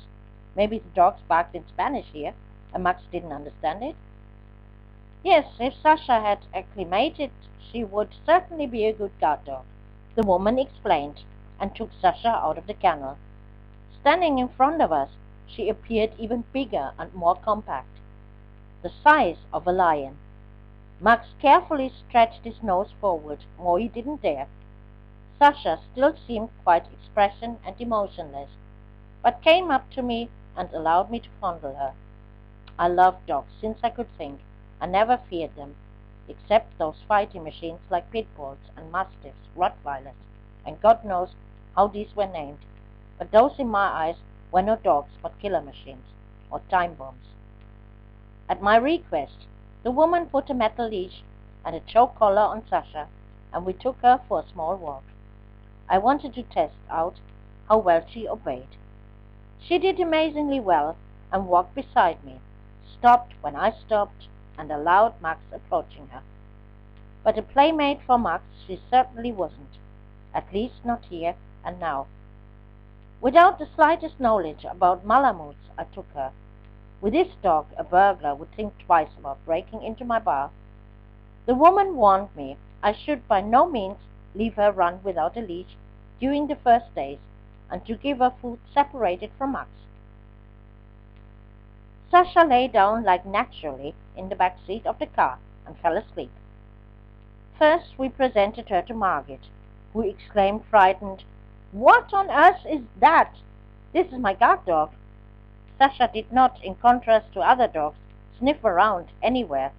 She put herself along as she was, lying in Margaret's living room, and slept. "Are you sure this is not a rug?"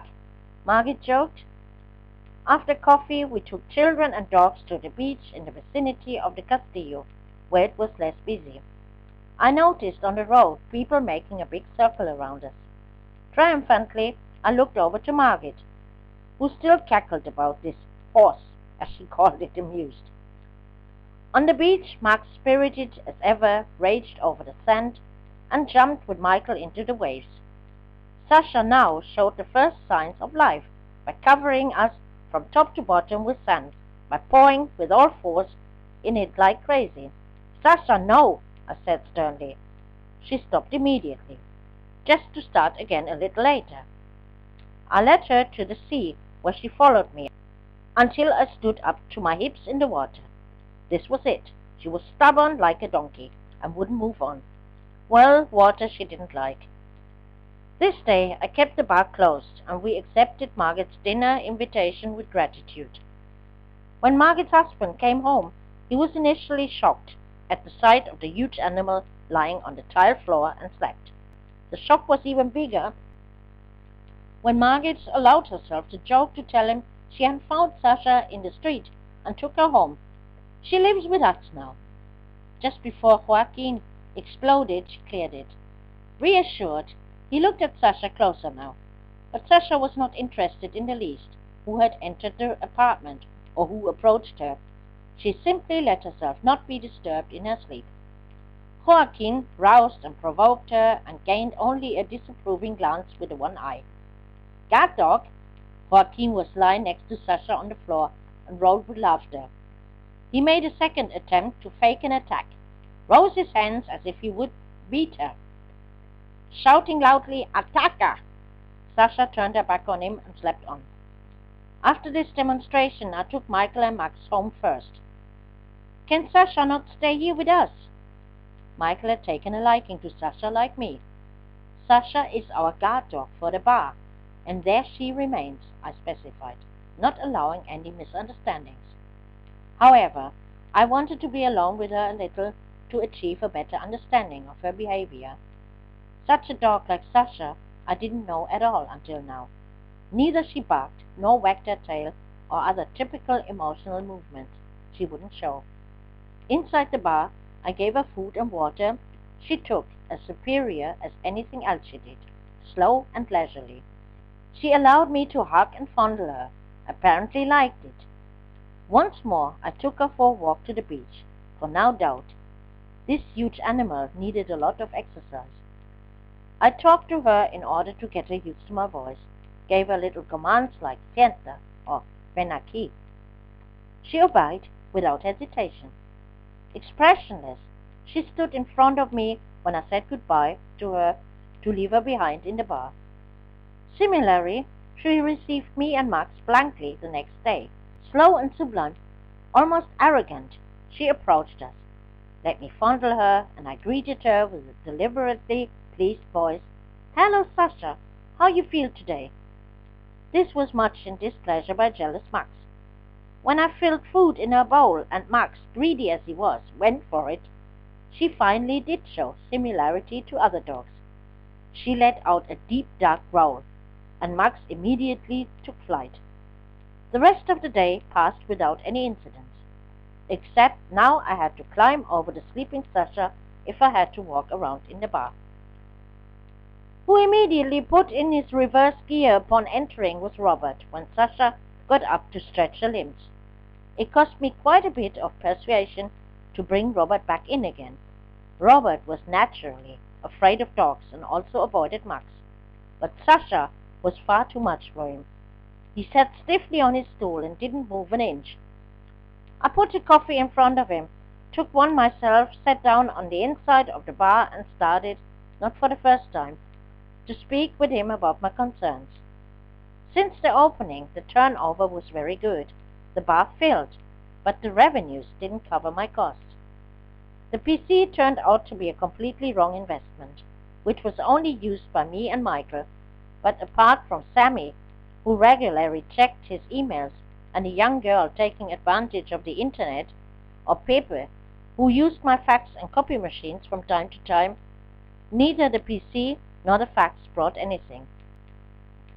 It hardly bothered me when a man of the oversight office came to check my license and then asked whether this was a bar or a locutorio, because as locutorio I would have to install a second toilet. As a bar, I could leave it as it was. What nonsense. Therefore, the topic was already done for me to purchase more computers.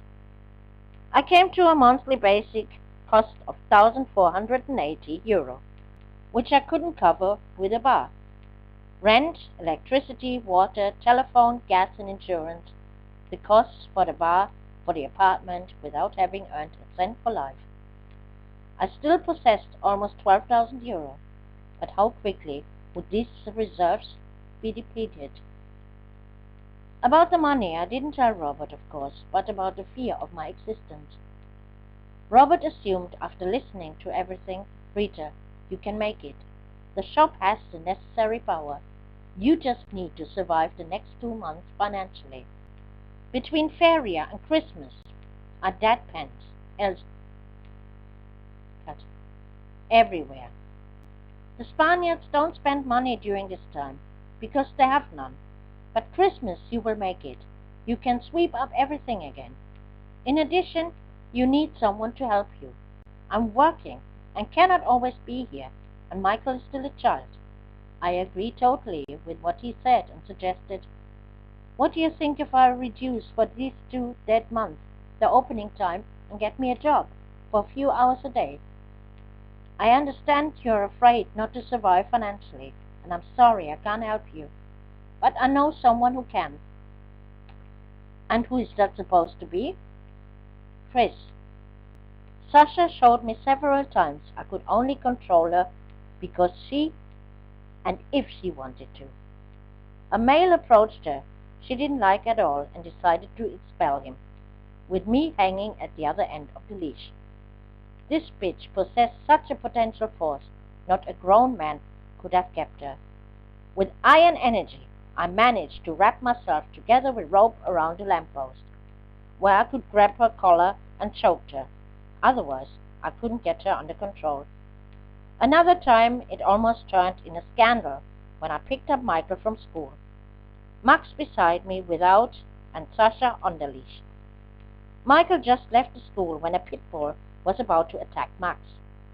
Sasha, looking at Max somewhat like an annoying little brother one had to like and to protect, tore herself away from me without the slightest effort to defend just this little brother. The pit bull probably sensed the danger emanating from Sasha and pulled back initially. Michael and I ran off at the same time, he to capture Max, who had scared run away, and I entered into my duel with Sasha. She was totally beside herself in her rage. The curly snout and bad teeth gave a real dangerous impression. I was totally clear at this moment. This dog would not play around. He would kill. With all the strength I had, I pulled myself towards the schoolyard, the leash in my hand, with the other holding on to the fence of the schoolyard. Slowly I managed to wade myself along with the dog, then I loudly scolded her for not listening to me. Okay, she only wanted to protect Max, but it just didn't work like that. Sasha wasn't the least interested in my ranting because that stupid pit bull came closer again. Michael was about to close the gate to avoid a bigger brawl as the headmaster of the school came running out. What's going on here? Dogs are not allowed on the schoolyard. Excited, I explained the situation to him and asked him to call the police to capture the attacking dog because with it nearby I refused to leave the schoolyard. But he would not. Instead, took a broom and chased the dog away. For Michael, once again, this was all very embarrassing, and he asked me, do me a favor and don't pick me up anymore, at least not with Sasha. I wondered whether I was actually doing the right thing, even though she began to listen better after the incident, and understood she didn't have to start running and dragging me behind her whenever she pleased. For this I rewarded her by taking her and Max late at night to the beach and took the leashes off both. At first, I did this only a few minutes to test how she reacted. Actually, she started to run and rage around with Max in the sand, and I started hoping maybe this would become a normal dog after all. If I called her, she obeyed. Each time I let a little bit longer off the leash. This way, she seemed to be more relaxed with other dogs as well. Towards me, she was even quite affectionate now. One day, I took her and Max for a walk to the Villa Mar and sat down for a coffee on the sun terrace. My two good and obedient dogs lying left and right of my chair, I earned even compliments for them. However, I felt the urge having to go to the toilet. Briefly, I thought how to deal with the situation, then tied Sasha to an iron pole and Max onto Sasha's leash. With the command, "Stay," I got up and went to use the guest toilet in the entrance hall. I wasn't quite finished yet when I heard a huge noise outside. A stroke almost hit me when I stepped out of the toilet. Sasha sat there in front of the toilet like a very good dog and blocked the way for staff and guests because she had brought Max and the iron pole along with her, same time now lying across the hall. Until then, I had never heard her barking, and this she couldn't even do.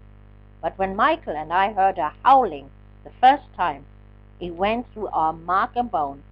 We looked at each other in alarm. "This is not a dog, that is a wolf," exclaimed Michael. He wasn't all too wrong about it. My grid had long been finished and installed. Additionally, Paul had built a corner shelf of metal for me, which he affixed opposite to the bar. With his assistant, he brought the big TV up to then in the storage and put TV and fax copy machine on the shelf. Unfortunately, even the TV turned out to be a superfluous investment because I only possessed the normal antenna, therefore received only the normal television programs, while all the other bars owned satellite receiver. This meant during football matches my bar was empty, and I looked into the tube. An offer to have me install a satellite dish for €5,000 I declined with thanks. As it was now, some older Spaniards sat 3 hours in front of one coffee and watched the novellas in my bar. The group of these nice working men from the inland was long gone, which caused even more sales slump, and on some days I sat only in the company of my two dogs in the bar. Sasha was of course a big cost factor. She ate 3 times as much as Max. Actually, there was no further need to keep her longer with me, but I just couldn't bring her back to the kennel. The rented car I used already much longer than I had planned, so I made up my mind to return it in the following week, but had absolutely no plan how I should get Michael, the apartment, dogs, and the bar under one hat without a car. With all these worries, I walked together with Sasha along the beach and felt suddenly the desire for a little diversion. It was no longer quite as hot at night, and so I locked Sasha in the car and entered the bar. Here I learned from the British owner he had similar concerns as me, and I began to wonder how many unsuspecting newcomers like me went bankrupt during this time. But I swore I would fight. No matter what happened, I would stay with Michael in Spain. This country and the people here I loved. It was my home. In the middle of my thoughts, a man who seemed to be quite tipsy yet started to talk to me. I didn't feel like flirting and wasn't even in the mood for a further conversation, much less to follow the invitation for a drink. I paid and left the bar, but the guy was stubborn and followed me to the car. He seemed to be quite funny, though. Introduced himself as Tony. The name brought some bonus points, and so I agreed to give him a lift to his apartment 2 blocks further. Tony was like me, about to set up business in Fuengirola, had rented a large shop and didn't know what exactly he wanted to do with it. While he told me this, on the passenger seat, Sasha suddenly rose up to her ominous size at the back. Never before I saw a man jumping out of a car as quickly as Tony did. I couldn't help it. I had to laugh out loud at the sight. Tony, who couldn't find nothing funny about this, complained, "You could have at least warned me that you have such a beast inside the car." "This is not a beast. This is my guard dog. She won't do anything. You can get back in." On the trip, we talked about my bar, and Tony had become curious. "Let's go there." It was really far too late, but I let him persuade me. We wasn't even sitting properly on the bar stools yet, as Sasha threw herself in front of my feet and did what she always did, sleep. "Didn't you say this is your guard dog?" "Very alert is this dog not particularly. I mean, if someone would attack you now, do you believe that your dog would bother to get up?" Resigned, I shrugged my shoulders, when Tony suddenly crashed on me with a loud outcry. I screamed with fright, and Tony with laughter. "I just wanted to try out how good your guard dog is." Tony infected me with his laughter, but Sasha did not disturb anything. She was asleep. Also, I had to push him strongly away that morning when Tony tried to kiss me. We became friends and had lots of fun together. On one of those nights, when nothing was happening, and I just sat at the bar with two guests, the door opened and Chris came in with his entourage. More astonishing than his sudden appearance for me was the reaction of Sasha. She actually showed for the first time some emotion towards a person, and how she did. She walked up to Chris, jumped up on him, and put her front paws on his shoulders. Stunned, I stared at the scene. Chris was about 1 meter 95, and Sasha reached without difficulties on two legs the same size. Almost scary, and just as scary, was to me why she was greeting Chris like this. There was only one explanation. She knew him, and very well. But this Chris would always deny later. He grabbed her head with both hands and fondled her, what she obviously enjoyed, still standing on two legs. Only now he greeted me and looked around the bar in his arrogant nature. "A nice couple you are, you and Sasha. She never welcomes me kind like this," I remarked, almost offended. Chris ordered expensive drinks for all of his men. "Here in the bar you have to pay. I just don't want any misunderstandings," I warned him. Casually, he drew 250 notes from his pocket. "Rest is tip." Robert, who had also come along, sat down at the corner end of the bar. I didn't take his eyes off me. "The bar is not going too well, right?" Chris asked. I nodded my head.